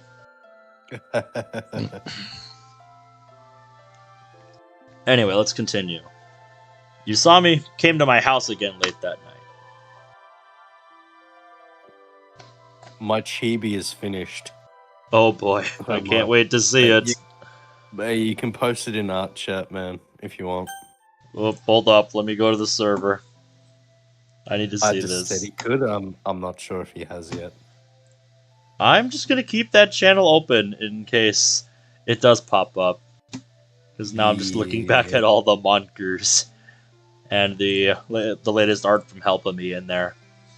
Oh, there it is. Do you care if I show this? Yeah, no, that's fine. Okay, here it is. There it is. Caleb the GB. How about that? That's amazing. Yep. Cool stuff, man. Cool stuff. My devilish charm shines through. Very nice, mate. Very nice. I like that. What happened to Saijo? He's sitting in hell right now. He's probably been brought to the underground chamber in that building on Central Boulevard for torturing. Wow, you were spot on! Oh, yeah. Now make him a monker? Oh, God. Oh, God, no. I have some questions for Saijo, too. Can it wait until tomorrow? He's prey that took some considerable effort to catch. I'm sure Horibe is having a field day. So they're having their fun with him right now. She seems very displeased about that. She furrowed her brows. Yeah. You know, that text message you sent me made me really nervous. I was hoping for you to get there as quickly as possible. So I guess I was right about that part. Yeah. No subject, just the word health and the hospital's name. Did you misspell that on purpose, or did you just miss the P key? I don't know how close those are on your phone keyboard, but those are pretty far apart on mine. Yeah. Doesn't it look more intense than help? God damn it, you saw me. You did do it on purpose. Because even if somebody wants to think about that as a misspelling, it doesn't make sense. Help. God damn it, you're too clever. But it was from an unknown address. How did you know my number anyway? Did you have it registered? No, I typed it from memory. I mean, come on, you're my dear Azaisa. Oh, God. Ugh. I'm disgusted. Let's talk about something else. You've been living with Kanon? Yeah. What's the situation with her? I think she might have noticed our mess, but she seems to be trying hard not to worry about it. No, that wasn't what I was asking. I nearly got killed today. You know, having that kind of experience really makes you stop to think. Huh? I'll be on Lynn here. Zai-san, are you free on January 1st? Go out on a limb with what? Are you free or not? It's like she's not really giving me a choice here. January 1st. That's New Year's Day. Yes, that is correct. There it is.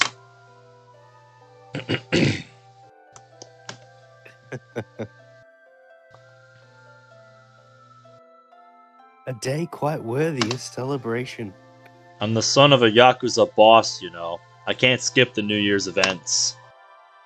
I'll be happy to make do with just a tiny bit of your time. I don't know. That morning, maybe? If we went to the shrine around 4 or 5, it might work out. And it's decided. Wait. What's decided? The point is, choose me. Just you saw me. Yep. Oh, just get out of here. It's so exhausting to speak to bizarre people like her. Bye. Slowly step to the door. Did you just see that? Yes, I little did. skip? Yep, I like that. She turned back and gave me a look, her long hair swinging happily. Oh, oh God. Oh, why? Oh, I'm so nervous. She saw me left in satisfied, relieved spirits. Oh, why did you do that? Oh, she's just toying with him at this point. What's with that girl? What if a horrible thought came to my mind? What if she really does have feelings for me? No, not a chance. Shake the image out of my head. It's all that pestering she does of me that's got me thinking such things.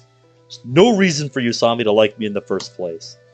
Got the crap brain. It's time for work. Soon enough, Kanon returned. Whew. I love coming home to the smell of your apartment, Nissan. Hey, I poured you a bath. Yay! I love you, Nissan. She hugged me tightly all of a sudden. Maybe it was because Usami got me thinking weird things. For the first time in my life, I was conscious of a certain fact. The fact that Kanon was a girl. What the fuck? Yes, you're just now noticing that. It's like... It's like our boy just like... It's not like he's dense, it's like he just doesn't care. Well, yeah, he would strike me as the type that doesn't pay attention to stuff like that. Because it's not relevant to him. It's not like he doesn't notice. It's just like, oh Yeah. you're a girl. Yeah, it's the fact that he just does not really care. Yeah. Oh my god. That is funny. Luckily, my mind calmed down right away. What am I thinking? As long as I'm following Gonzo, I'll never reach happiness. I'll never be able to be by my mother's side, as I've always wished to. Aww. Poor bastard. Mm. Time for the next segment of Chapter 3. Oh, we're back! Let's go! Yes! Good start to this new chapter.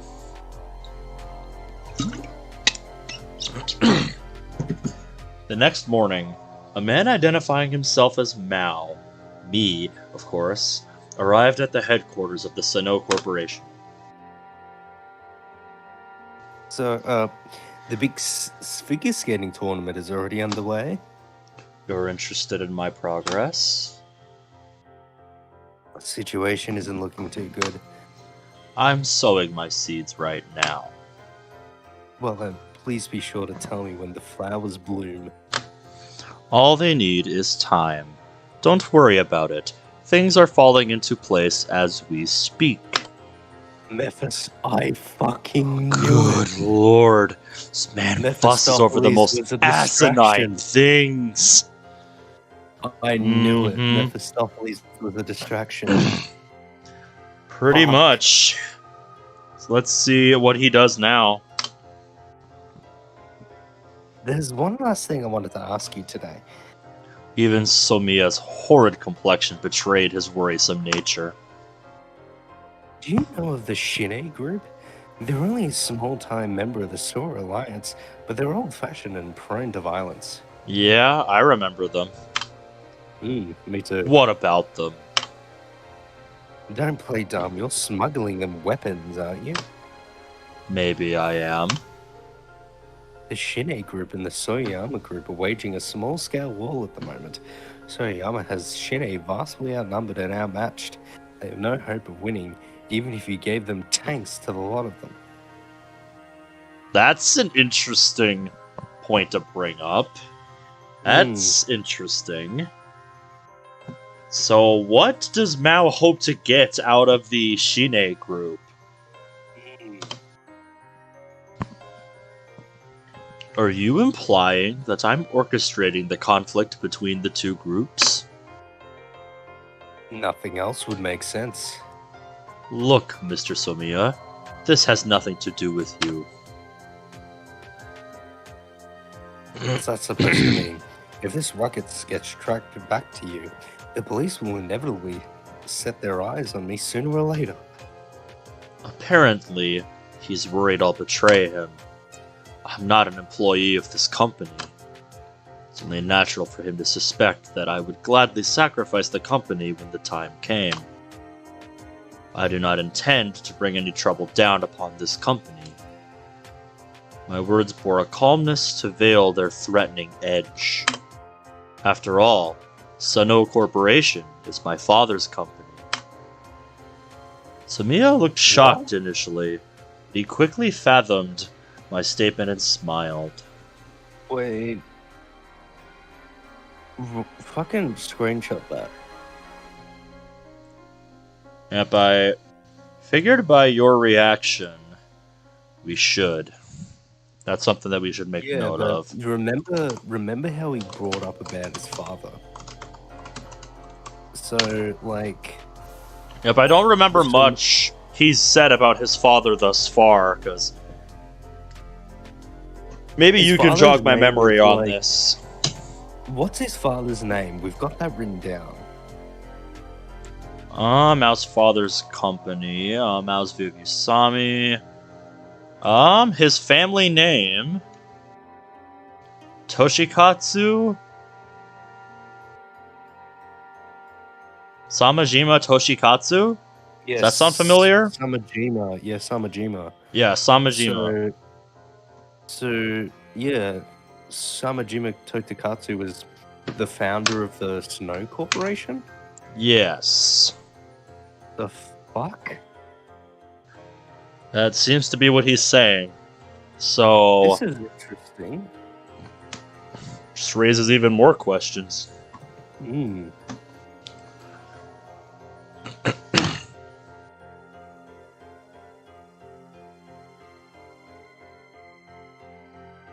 I believe you. After all, you are the Maou. Yours is an existence that should not be. I suppose I should be a good little devil worshipper and stop questioning my faith.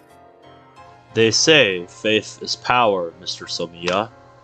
However, the application of faith demands abandoning one's own thoughts and ideas. After seeing that there was nothing more for me to do, I bid farewell to Somiya. Now then.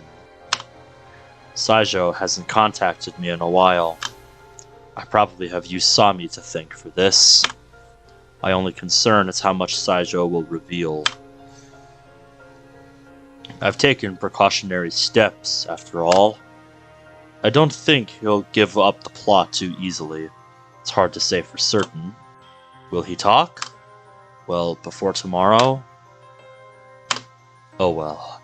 All I can do right now is prepare for the big event. Oh boy. Here we go. Yep. Oh, here we go. I've been waiting to see you ever since he got Mephistopheles in his clutches. I have been waiting to see you. Here we go. As the time neared noon, Gunzo called for me. Usami was also there. Gunzo shifted his posture and stood up. Oh boy. No. You're late. What have you been doing here, Scare? I'm sorry. I haven't been feeling very well recently. He's not a man that accepts excuses, but lying wouldn't have gotten me anywhere. However, Gonzo seemed to have something more important than my education to talk about today. That man is something else. There wasn't a peep out of him. So no luck, huh? Saisho didn't talk? But wasn't Haribe-san left in charge of the interrogation? Haribe is the single most sadistic being I know of in this world. Water, fire, whips, beasts. He'll use any technique ever conceived until the prisoner forgets he's even human. Of course, it's probably why Gonzo leaves such things to him. We were even thinking of shooting him up with truth serum. That sort of thing isn't too reliable. If it doesn't work, it'll just kill him. So he's sworn loyalty to Maou? My question simply disappointed Gonzo. He's even convinced that he'll be killed the moment he speaks. Right. Things like loyalty have no meaning in the face of violence and death. At that, the silent Usami opened her mouth. So in summary, Sajo just wants to escape this alive? Gonzo nodded. Intelligence reports say the bastard killed his younger sister as a kid.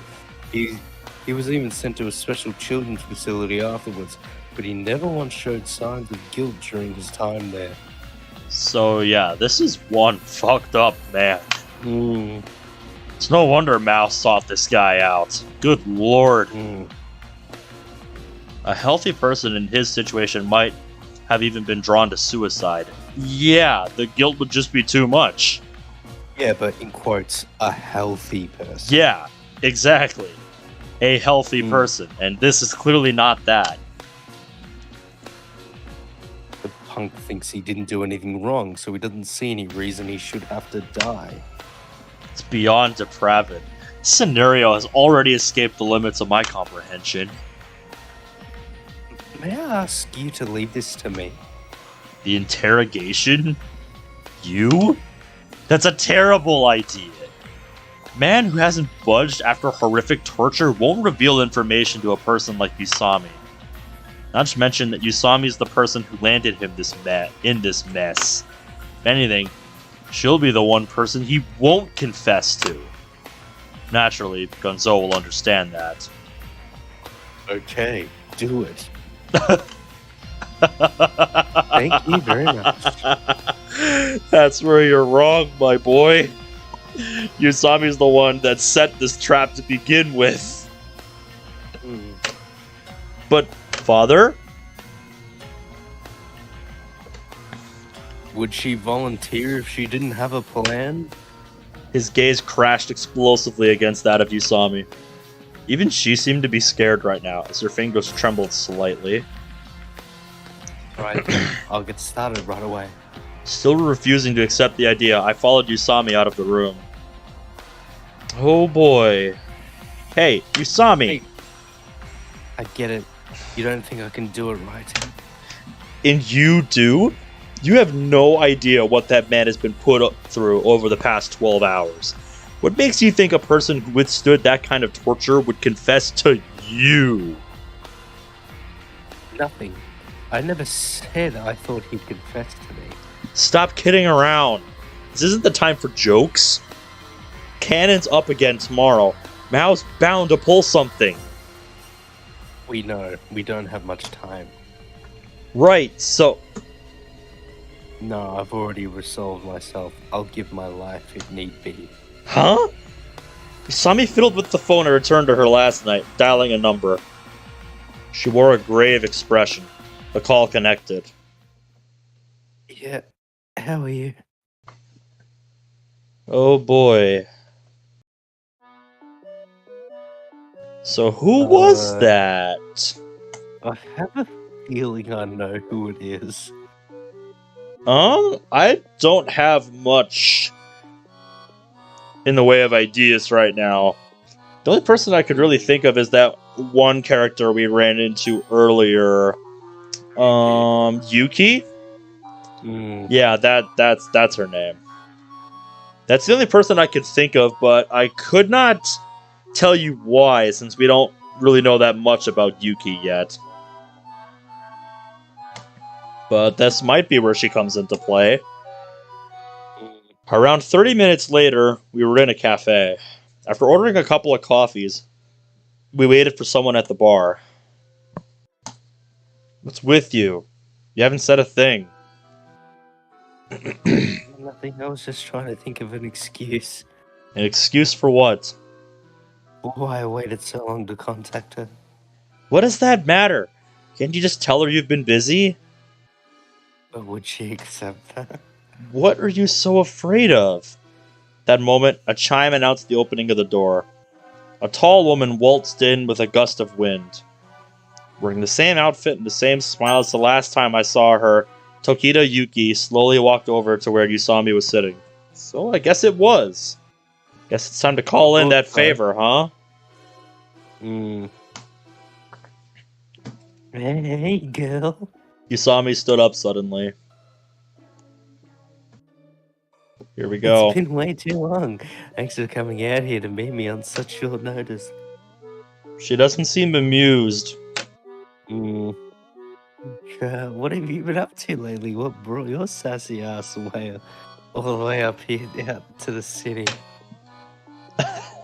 Something tells me she's the woman of few words, the, all business type. Usami never talks like that. Yes, and this is her trying to make small talk. Obviously, she's not that good at it. Oh, yeah.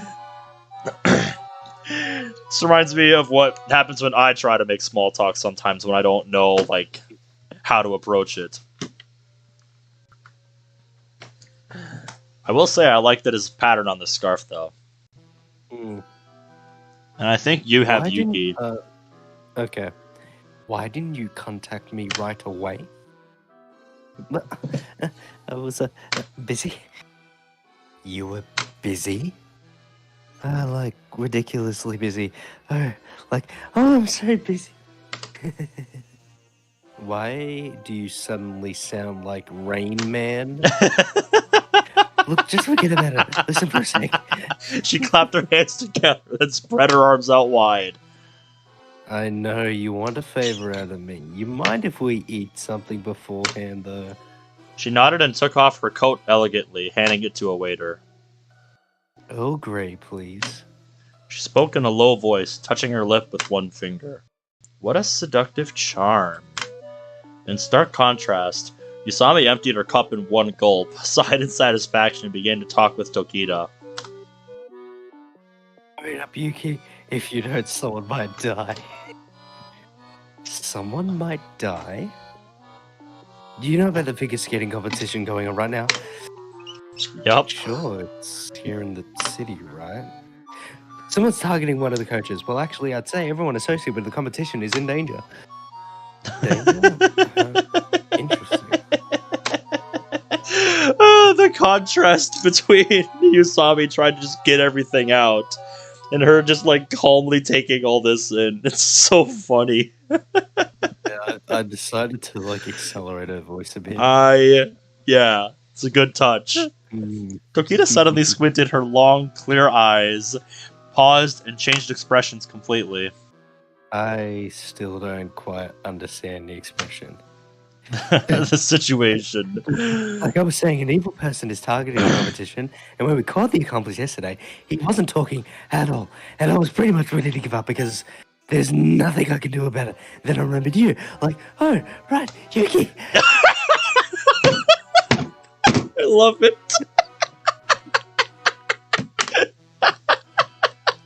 I see. That explains a lot. How in God's name did she make sense of that? All I have to do is question the accomplice, right? But is it really fine for this woman, with her unknown background, to know about the Azai Corporation, the Sonoyama Group, and the greater circumstances surrounding the threat letter? Yeah, it has been a little bit since I have seen you on stream, Bradley. How are you, man? Bruh. Oh, good to see you, man. God, we're having a riot right now with shit. this. Can I ask a question, Haru? That expression, oh dear. Anything. What's the subject like? His name is Sajo. Well, he's a deviant. Deviant, you say? Like panty thief deviant? Serial killer deviant? While drinking elegantly from the teacup in her hand, she calmly spoke disturbing words. She's clearly been around this stuff for a while if she's that calm about it. Good lord. He stabbed a man in the face and strangled his younger sister to death when he was young. Oof. And however would a girl like you meet someone so dangerous? Hold it right there. I slowly stood up and reseated myself next to Tokita. Sitting sideways on the chair, I interrupted her question. My name is Azai Kiyosuke. I believe we've met before. I crossed my legs and watched Tokita's reaction from the corner of my eye. She appeared unmoved. She just quietly smiled. Oh, yeah, definitely. You're going to have to stay in the dark when it comes to some of the details. Naturally, this is in your best interests as well as mine. Hope you understand. Tokita flashed me another smile. Perfectly. I won't ask how your deviant was caught or who caught him. Is that good enough? She's rather understanding. I'm glad we're on the same page here. I hear you're a friend of Usami's. Is that right? We went to the same school once, right, Haru? Yes, ma'am. Usami answered with that dead fish expression again. I find it hard to believe that Tokita and Usami are the same age. You wouldn't guess that based on how this conversation is going right now. You find me suspicious? Somewhat. Yet, since I'm withholding information myself, I have no right to ask too much about Tokita. I won't delve into you or your business, but the same token, I refuse to share any of my own personal details. Is that acceptable to you? I was just thinking that, actually. I suppose that's only appropriate. Thank you. I thought you'd say that. What? The information we need pertains to the criminal plan Maou. Mao's the enigmatic mastermind behind this whole fiasco. Anyway, we needed to know about the plan our captive accomplice was supposed to carry out. Confusion would be the natural response to being suddenly briefed on the recent unholy acts of the devil. However, Tokita's expression held fast. She merely nodded. Would it be possible for you to prepare a dossier on your captive or something like that? We can scrounge together things like his name, address, profession, age, and such, but... That'll be fine. Let's go, shall we? Tokita suddenly stood up and walked to the cash register. Hey, you saw me? Yeah. Who is this chick? Is she a professional interrogator or something? Yuki knows how to read people. That's why I had no choice but to become the pure Rain Man himself. Looked more like a comedy routine to me, and it was a stunningly hilarious one. Oh, yeah.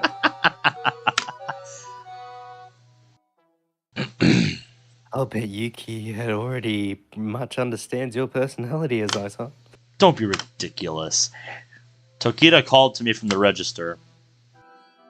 Zai-san, a Dutch treat's fine, right? You were saying? It's the sea.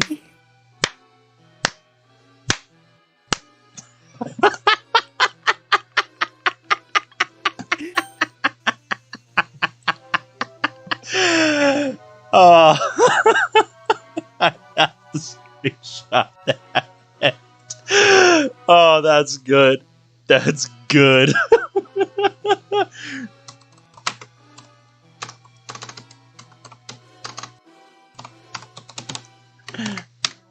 Oh, this is glorious. See as I said.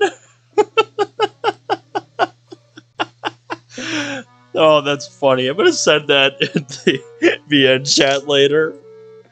Oh, yeah. See what? You could pretty much call this our first encounter.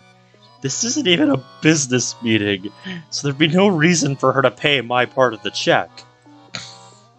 This is quite a cute little establishment you have here. I'll come again sometime. She flashed the waiter a smile. What a strange woman. Strange or not, if Tokita really can get Saijo to talk, Yusami and I will be in the clear. It's the only thing I should be thinking about at this point. Yeah. I don't know why, but I'm getting kind of a femme fatale vibe from Yuki here. We left the coffee shop for Saijo's holding place. Bradley says that would be a great emote. That scene. Invitation from the shadows. Oh boy. What are we looking at now? A heat that binds the soul permeated my pores. We were in a 20-year-old building that belongs to the Azai Corporation. The first floor is for consumer finance, while the second and third contained offices set aside for Suwa work. The basement is a spare that the government doesn't even know exists. So what you're saying is that it's basically not on the floor plan. No one would ever know about this. Unless they looked for it. The three of us walked down the stairs to a place sunlight will never reach, and I pushed open the heavy doors. The narrow room was wet with dull pools of liquid scattered about. I couldn't tell which were water and which were blood. Saijo was near the wall opposite the entrance. His hands were cuffed behind his back. He was silently sitting on a stool. How is he? Full of vigor, I'm afraid. Is he strong enough to speak? Look, son, you think I damaged him so bad he couldn't talk? The whole point of torture is to get people to tell you the truth. And Lord knows I don't want to see him hurting like this. Of course not. You can't have him thinking, oh, this is so painful, I'd rather just die. Especially not a first-time customer. Haribe seems pretty vigorous himself. Right now, the fuck thinks he'll be killed if he talks. We'll just have to make him think he'll be killed if he doesn't talk. It's a queer little process, you see. Yes, quite. The sight of Horibe's cruel smile turns any visions of this room's past few hours into nausea. Tokita was calmly staring at the only light in the room, a naked fluorescent bulb.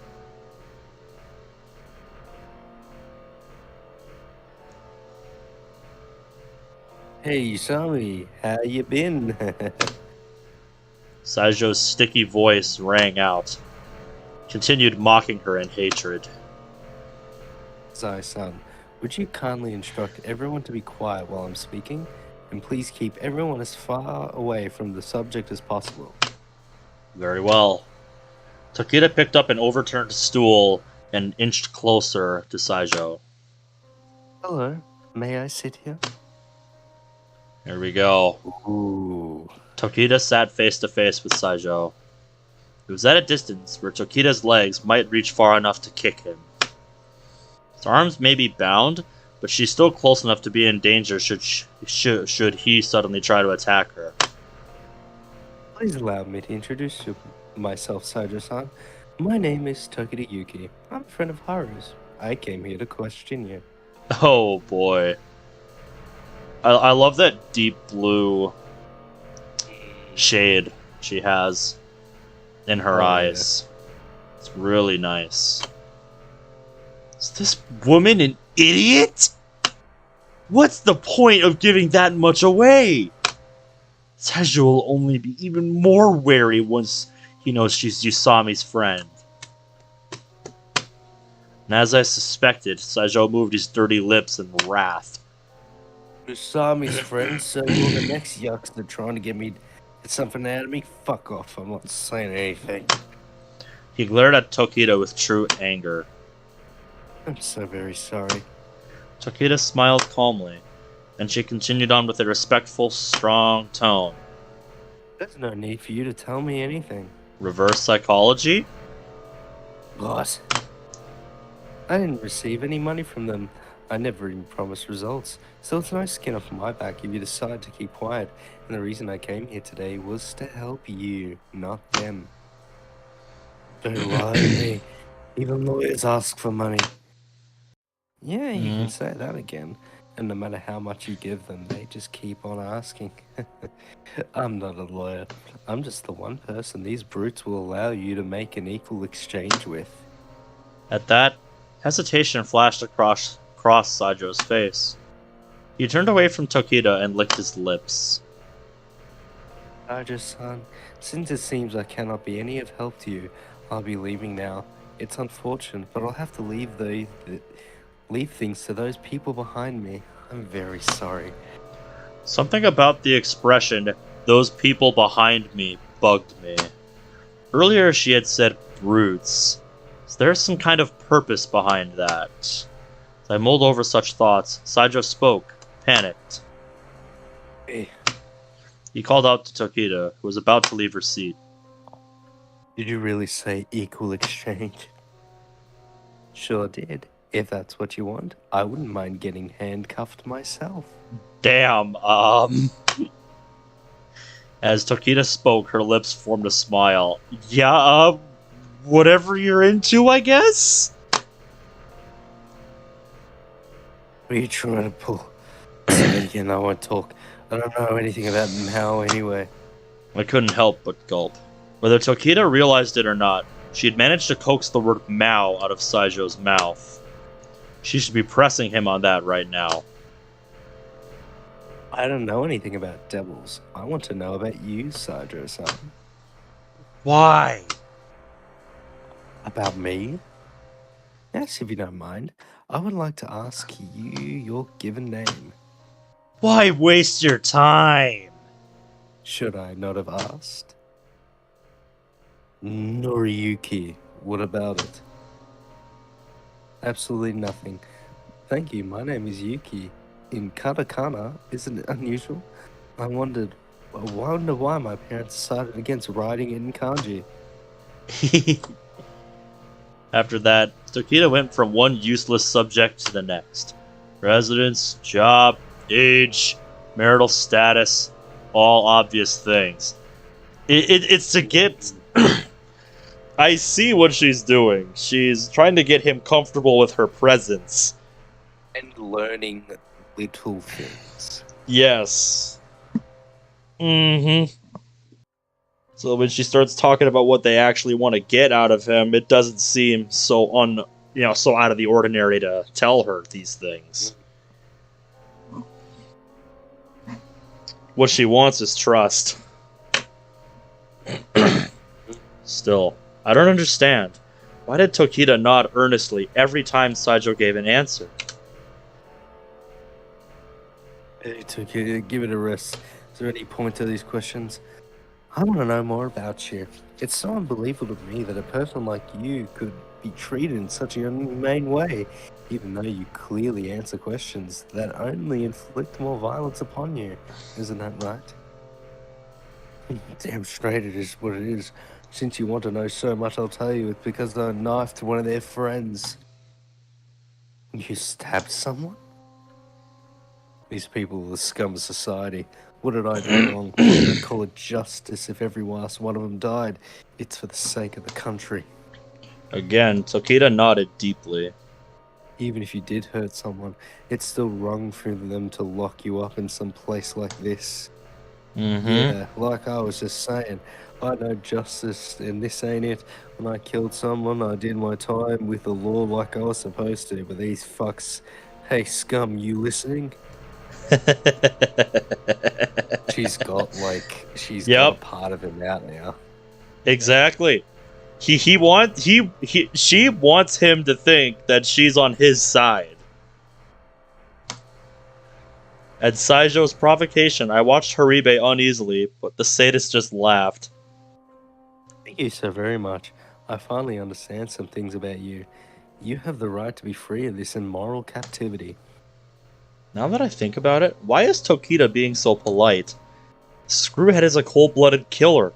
He strangled his own sister to death. suppose the next problem to tackle is we'll be getting these people to see that you're the one in the right here. If you don't mind, I would like to think about that together. What do you think? Together, huh? Yes, I so badly want to help you. There's no point in talking to them. Their muscles are that so big that they fill up their skulls. At that, Tokida's gaze sharpened. I'm different from them. I'm planning to listen sincerely to whatever you have to say. That face. Yep. She subtly leaned forward, shortening the distance between the two of them. Yep, I know exactly what she's doing. It's emotional manipulation. Oh, yeah. Those people want something from you. It's information they think they need. Apparently enough to lock a decent man like you up in here. In other words, your words are your path to freedom. Saijo didn't speak at all, only licking the edge of his lips again. I won't say anything about Maou. Of course not. Their violence could never shake your loyalty to this devil character.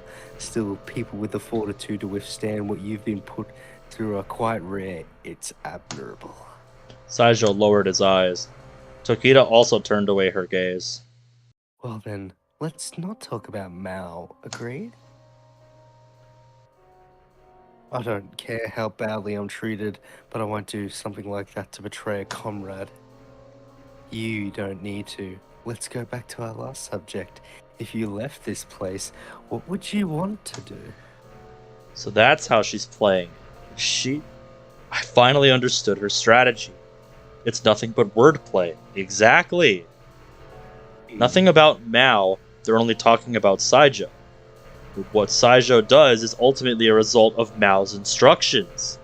Yeah? You see the point now? In truth, the fact that Tokita coaxed the sentence, "I don't care how badly I'm treated," out of Saijo's mouth is glaring. She was appealing to his pride. You're asking me what I would do next? Yes. Who knows? I think I'd like to live a normal life. Of course, it befit you, I think. Most everyone's talking about that big figure skating championship going on right about now. Think you'd be interested in that? She's pretty good. The seemingly carefree tone, she led him straight to the crime scene. See? Skating, huh? Yeah, that might be nice. Yeah, see? It's exactly what I was saying. Get him comfortable, make it seem like she's on his side. Then, when you get to the parts you actually need, it doesn't seem so out of the ordinary. Fuck, she is good. Mm-hmm. I wouldn't mind going either, but I hear getting even a single ticket is difficult. Really? What, do you have a ticket? Yeah. That's incredible. Let me tell you, I wanted to see that girl Zai Kanon skate in person ever since she got started.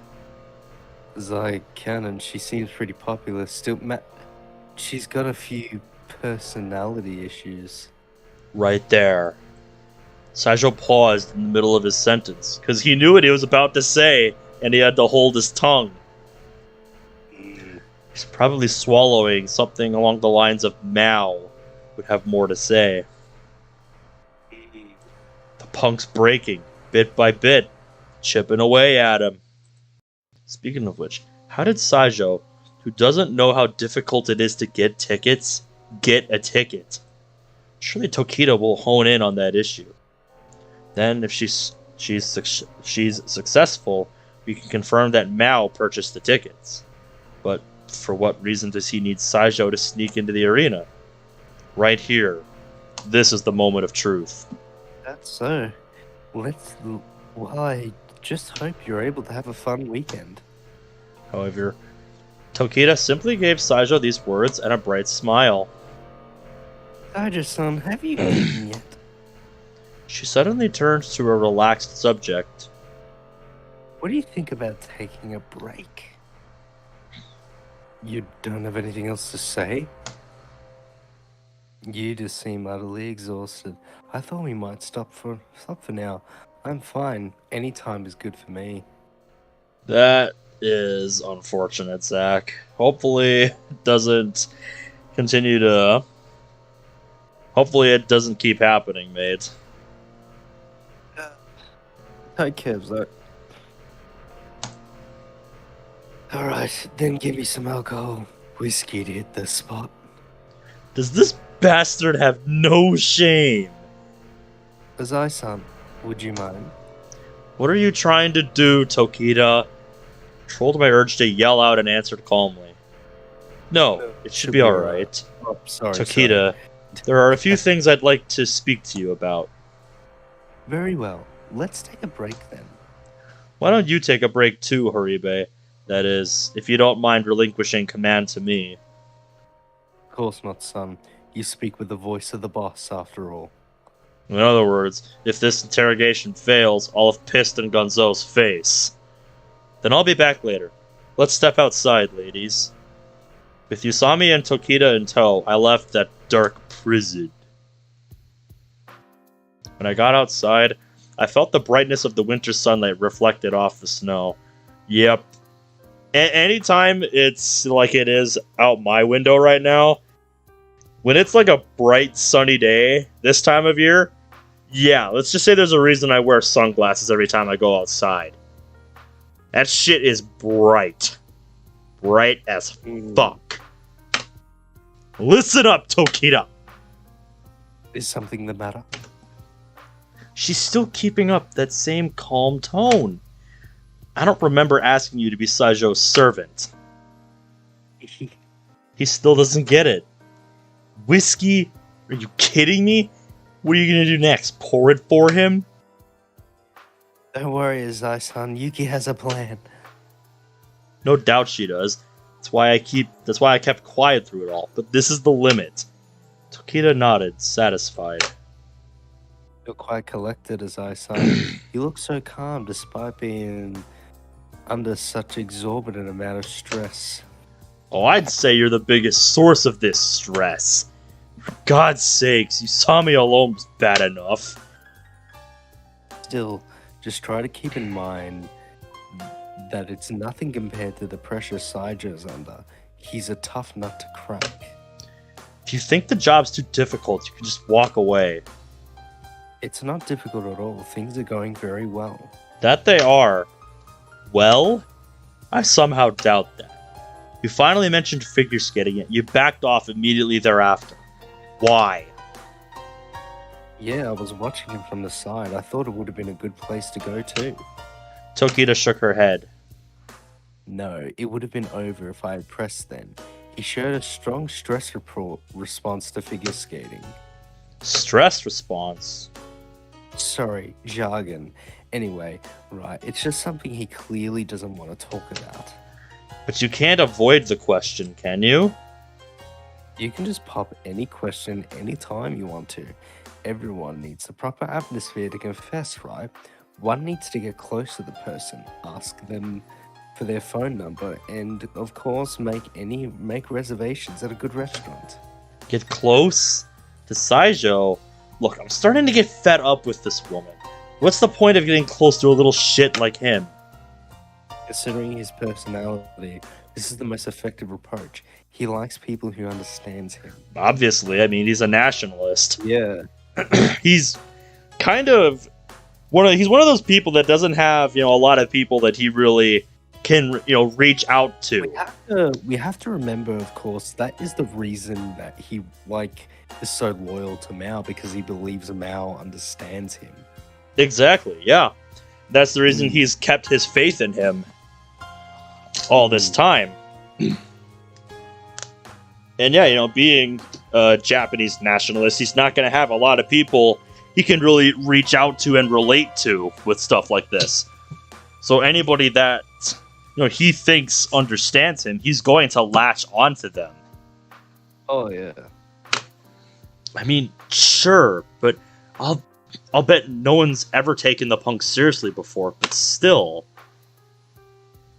Are you frustrated? Of course. Kanon will be on the ice tomorrow. There's no time to play around. It's a simple thing to control people like Saijo. One only needs to be his friend. However, due to all the senseless violence used on him, he's now trying to curl up into his shell. At first, I thought he was too far gone to be of any use. Do you remember how I talked a lot at the beginning? I had all but decided we'd hit our worst case scenario.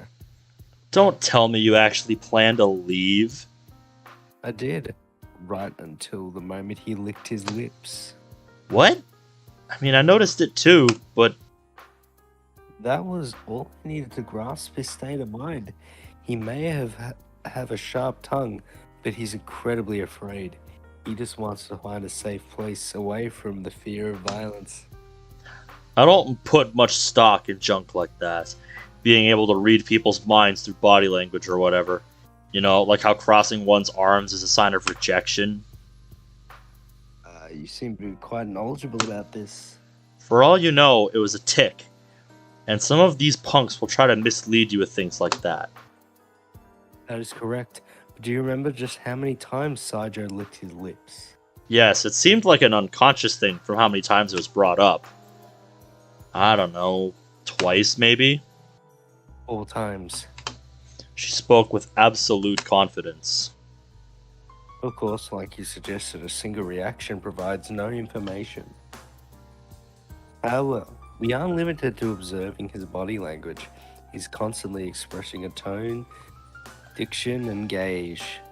We can integrate and organize all these signals into one.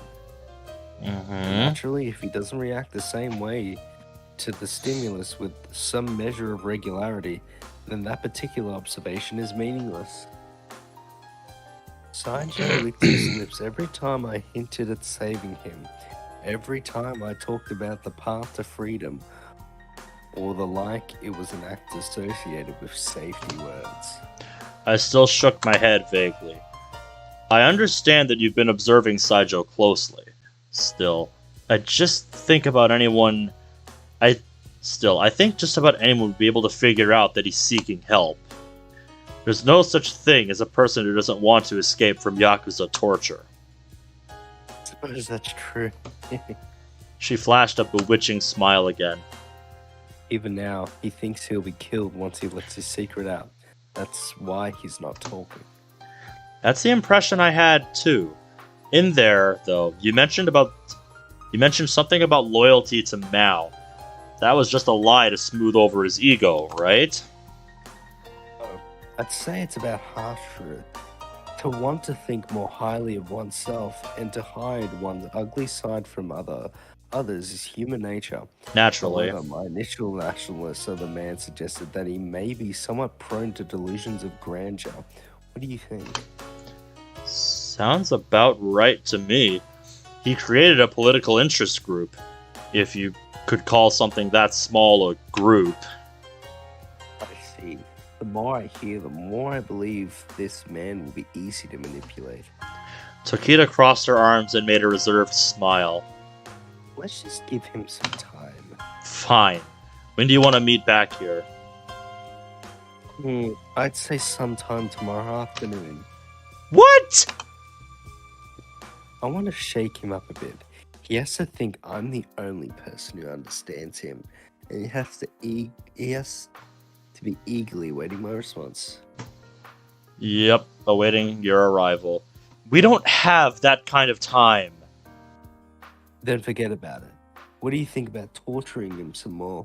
Like I said to Saijo, it's no skin off my back, but I'd wager it'll be far more skin off yours, won't it? This woman's even worse than Saijo. Talk about out of the frying pan and into the fire. If you leave and don't come back until tomorrow afternoon, that guy's gonna hate you, won't he? Maybe so. The way I left him just now should have had his heart swinging like a pendulum the next time I see him. What am I supposed to do? Horibe left things to me, so if Saijo doesn't confess, I'll have to take responsibility. Alright, Kiyosakun, how about this? She used my given name. Compared to her expression while talking to Saijo, she had a teasing smile on her face. If I fail, I'll go straight to your boss and take responsibility for it.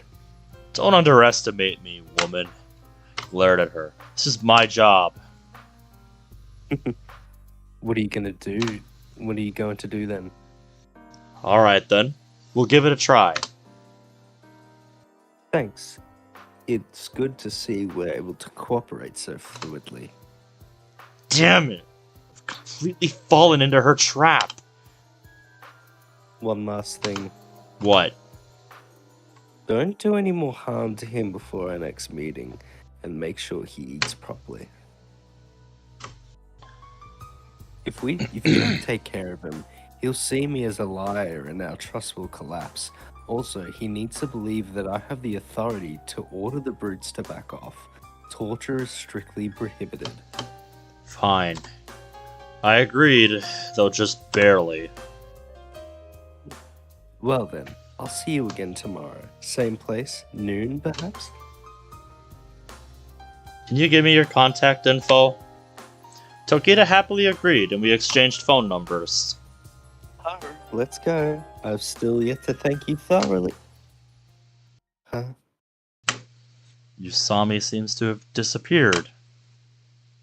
She ran away. Just what kind of relationship do these two share? It's an excellent question, based on that reaction. Oh yeah. Hopefully we get to find out more about that sometime. That's right. Yep. The big skating event's tomorrow. Kanon came home while I was working. Whew. The night was no longer young, and snowflakes were furiously dancing outside my monster's windows. It's so cold, Nissan. Don't glomp on me so tightly. Hey, let's take a bath together. You can wash my hair. She tugged on my sleeve firmly. How many times have I told you this, huh? Don't act so spoiled. But the real competition starts tomorrow. I want someone to take care of me. What, are you nervous? I just feel kinda jittery for some reason. Pretty sure nervous is the word for that, Kanon. No way! Non-Chan's never nervous. I just feel some bad luck coming on. What do you want me to do? I bet if you hug me, everything will be all better. Alright, have a good one, Zach. Thank you, man. Stop this. I'm serious. After taking off her coat and washing up, Kanon suddenly became polite. Nissan, there's something I need to talk to you about. Huh? Something really, really important. Oh boy. What? I have a bad feeling about this. Oh boy. Actually, I came to live here just for this. Oh boy, what did you find out? But I think it'll only bother you if I actually decide to talk about it.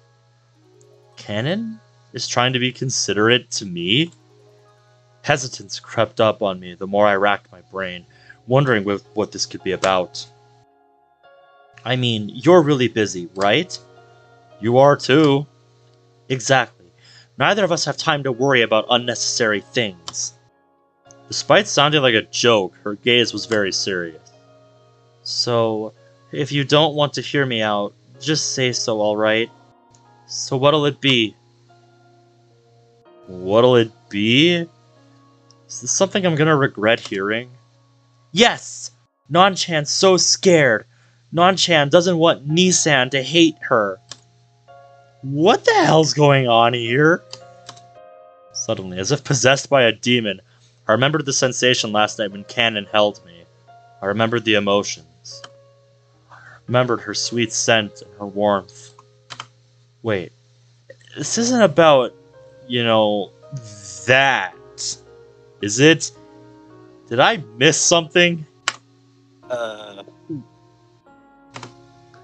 expression must be very stiff right now. Probably, I'd say that just about sums it up. Right. What? That. okay. I don't like that expression. Because, I don't want to think about that. No. No. No, don't you make me think about that, Kanon. No. She shook her head in a lonely way. I see.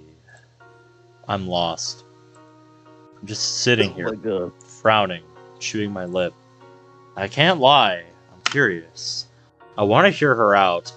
I feel like if I do, I'll never be able to turn back. I need to make this decision carefully. So the good decision to get onto Kanon's route is I should listen to her. Obviously. I was about to say, this must be, the decision that leads into Kanon's route. It has to be. Yeah. Make sure you save. Yes, I'm going into my folder right now. Let's see. This was the saves from Tsubaki's route. This will be the start of Kanon's route. Right, I should make it here since I forgot to save by a decision earlier. Yes. Okay. There we go. But is that really okay? I couldn't help but second guess myself. Kanon's expression told me that this conversation would be no joke. No, you don't say. Yeah. She desperately wants to convey her feelings. Besides, Kanon doesn't lie. No, she does not. If she says it's important, then it is. Still, should I really listen to her heart? It's what I need to do.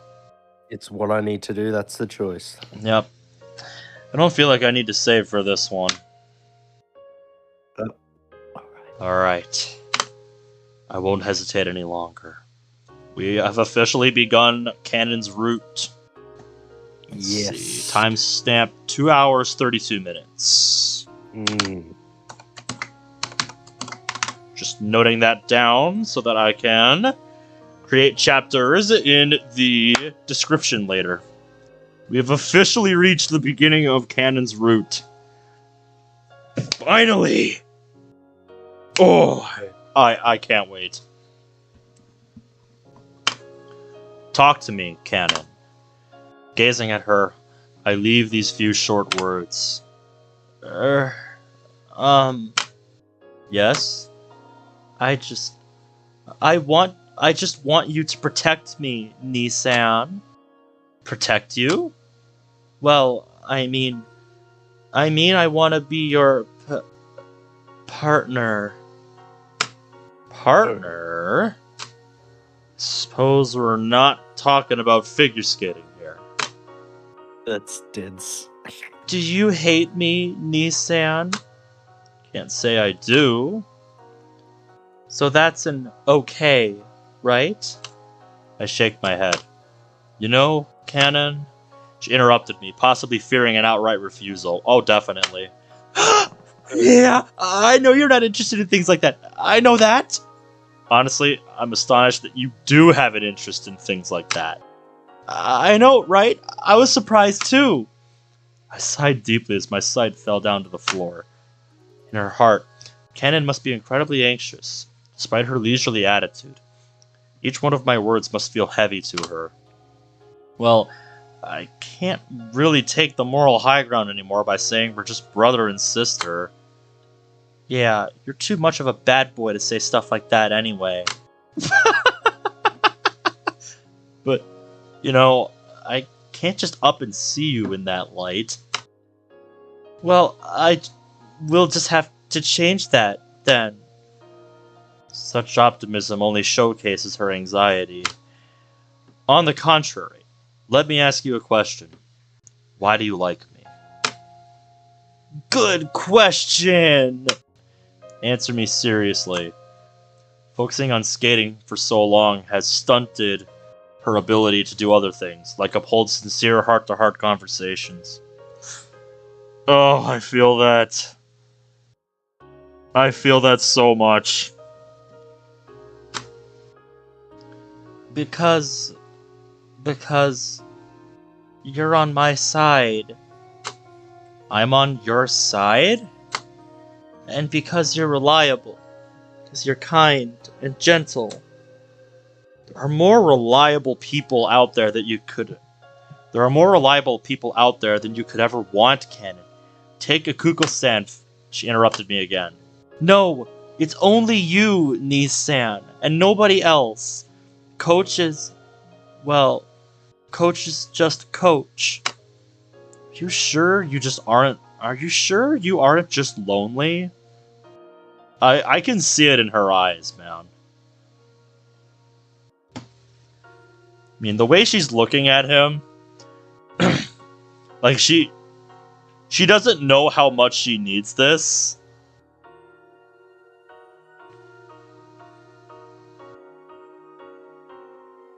So when Kyosuke brings it up, how far back is it? Like when she says, "Do you hate me?" Like you can tell she doesn't want him to reject her. That she can't stand the thought of that. No.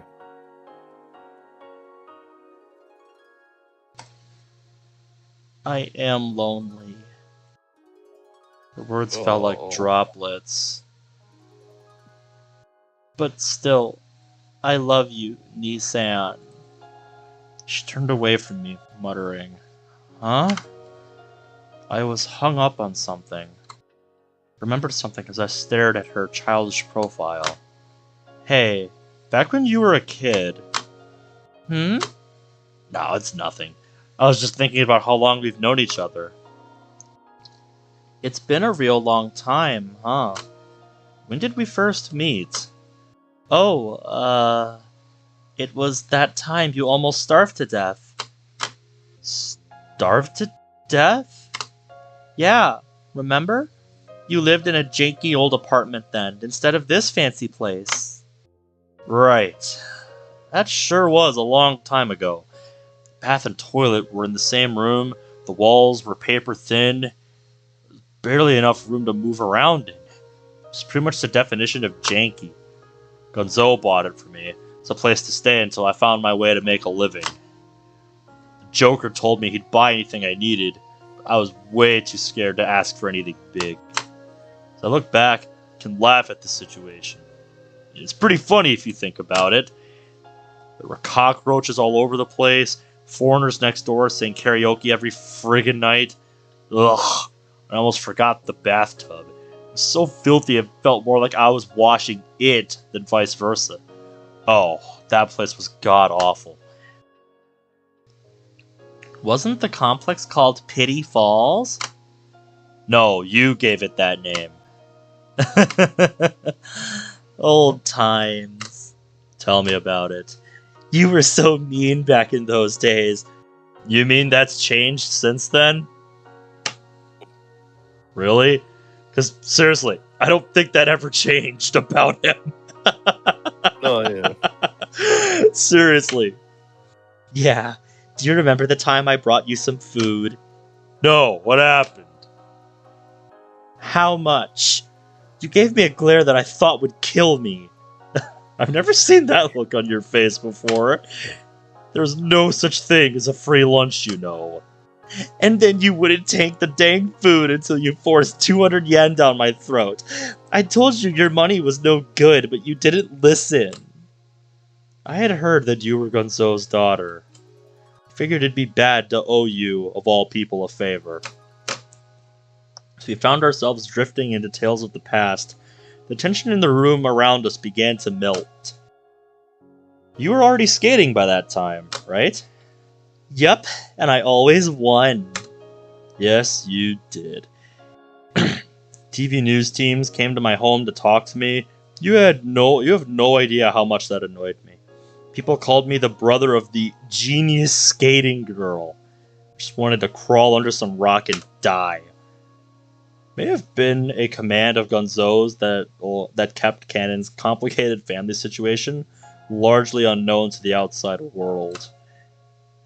Nissan, you're so gloomy. I don't think they'll ever find a cure. Shut up. You're the best, Nissan. What? Sometimes it seems like you're the only one on Non-chan's side. She wore a blissful, radiant smile. You come off like a person with a whole lot of friends, but the truth is, you only have a couple. Gee, now who does that remind me of?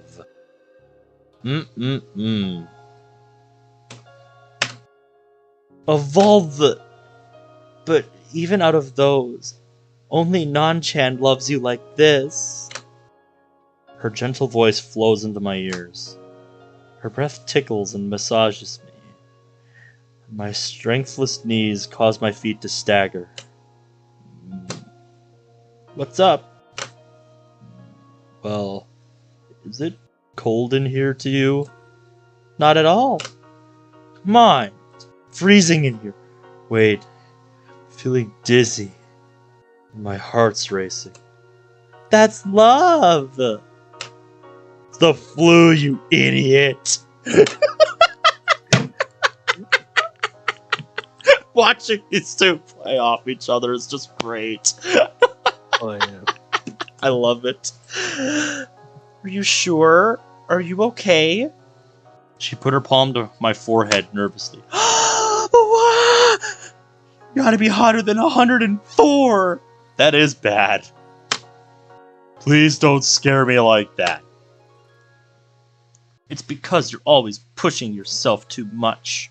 You can be so stupid sometimes. Well, it is true that I didn't notice it until I relaxed. Hey, Kanon. I'll bring you some porridge. Do you like plum? I'll mix some in. No, wait. I'm so damn cold. Can you sleep by yourself? I gave you the key to the room, right? Yeah, what about it? I'm going out. Bye. She almost fell over when she grabbed my arm. She looked like a comedian. Why? If you catch my sickness, all of Japan will hate me. Where are you going? A hotel or something. No, hotels are too expensive. Aichi's palace is a possibility for the night, I suppose. What an idea. Maybe I could give that little prick the flu. He's an idiot, though, so he'll probably won't catch it. I love that. I knew that's what he was... I knew that's the idea he was going for. God damn it. I love that.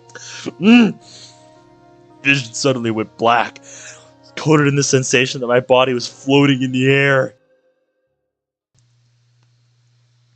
I opened my eyes. Kanon is gazing at me with an air of uneasiness. Did he faint? Wow! What should I do? What should I do? Sound of Kanon stomping about on the floor fills my ears. Heavy steps echo in my skull. There's no choice. Non-chan will keep you warm, Nissan. My mind was swallowed by darkness after hearing these words. Oh no. Oh no. I have a bad feeling about this. No, I don't want to exit.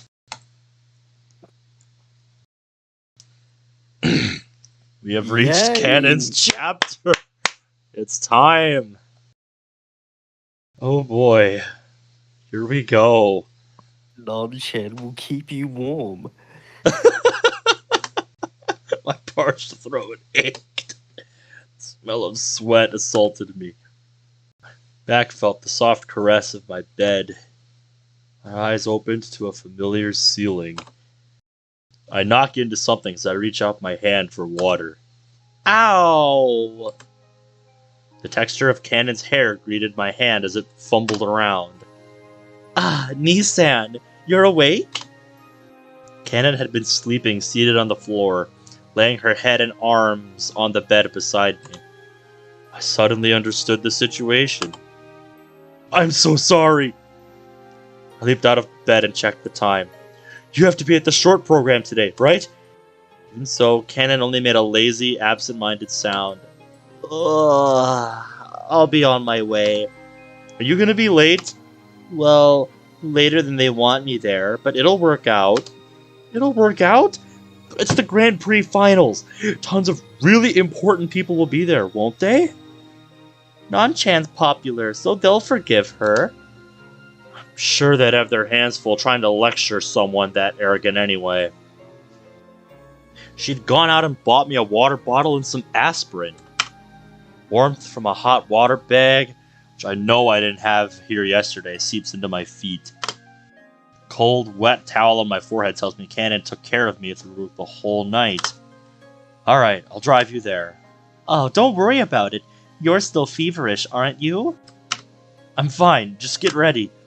I'll just take a taxi. I think I'm gonna probably head off soon, so maybe after the sequence. Yep. So we'll start with the performance next time. Yeah. I said I'm fine. Even if you are, what about the usual complaints? If you take me to the arena, there'll be rumors. Shut your mouth and hurry it up. Alright, I get it. Thanks. Truth though, I should be the one to thank her. Well, here we go. So yeah, here we go. We finally are in Kanon's route. Yep, it's finally happening. My God. Yep. At long last. After what, 4 episodes? 4 or 5 episodes since the end of Tsubaki's route and starting to make our way towards it, we're finally here. Whew, I'm excited for next time. I cannot wait. 10 years later. It sure feels that way with how long this has been going on.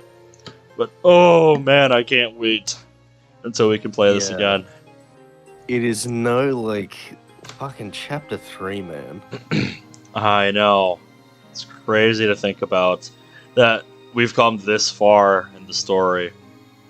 Yeah. After spending this much time in it, we're finally at the point where Kanon's route is finally taking off. I'm excited. I'm very excited. Well, not to make this outro too long, I think we're just going to wrap it up here. So, thank you guys for tuning in. I had a lot of fun tonight. I can't wait until we can do this again. Yep. Hopefully it won't be 2 weeks again. Yeah. We'll see. We'll have to work things out. Yep.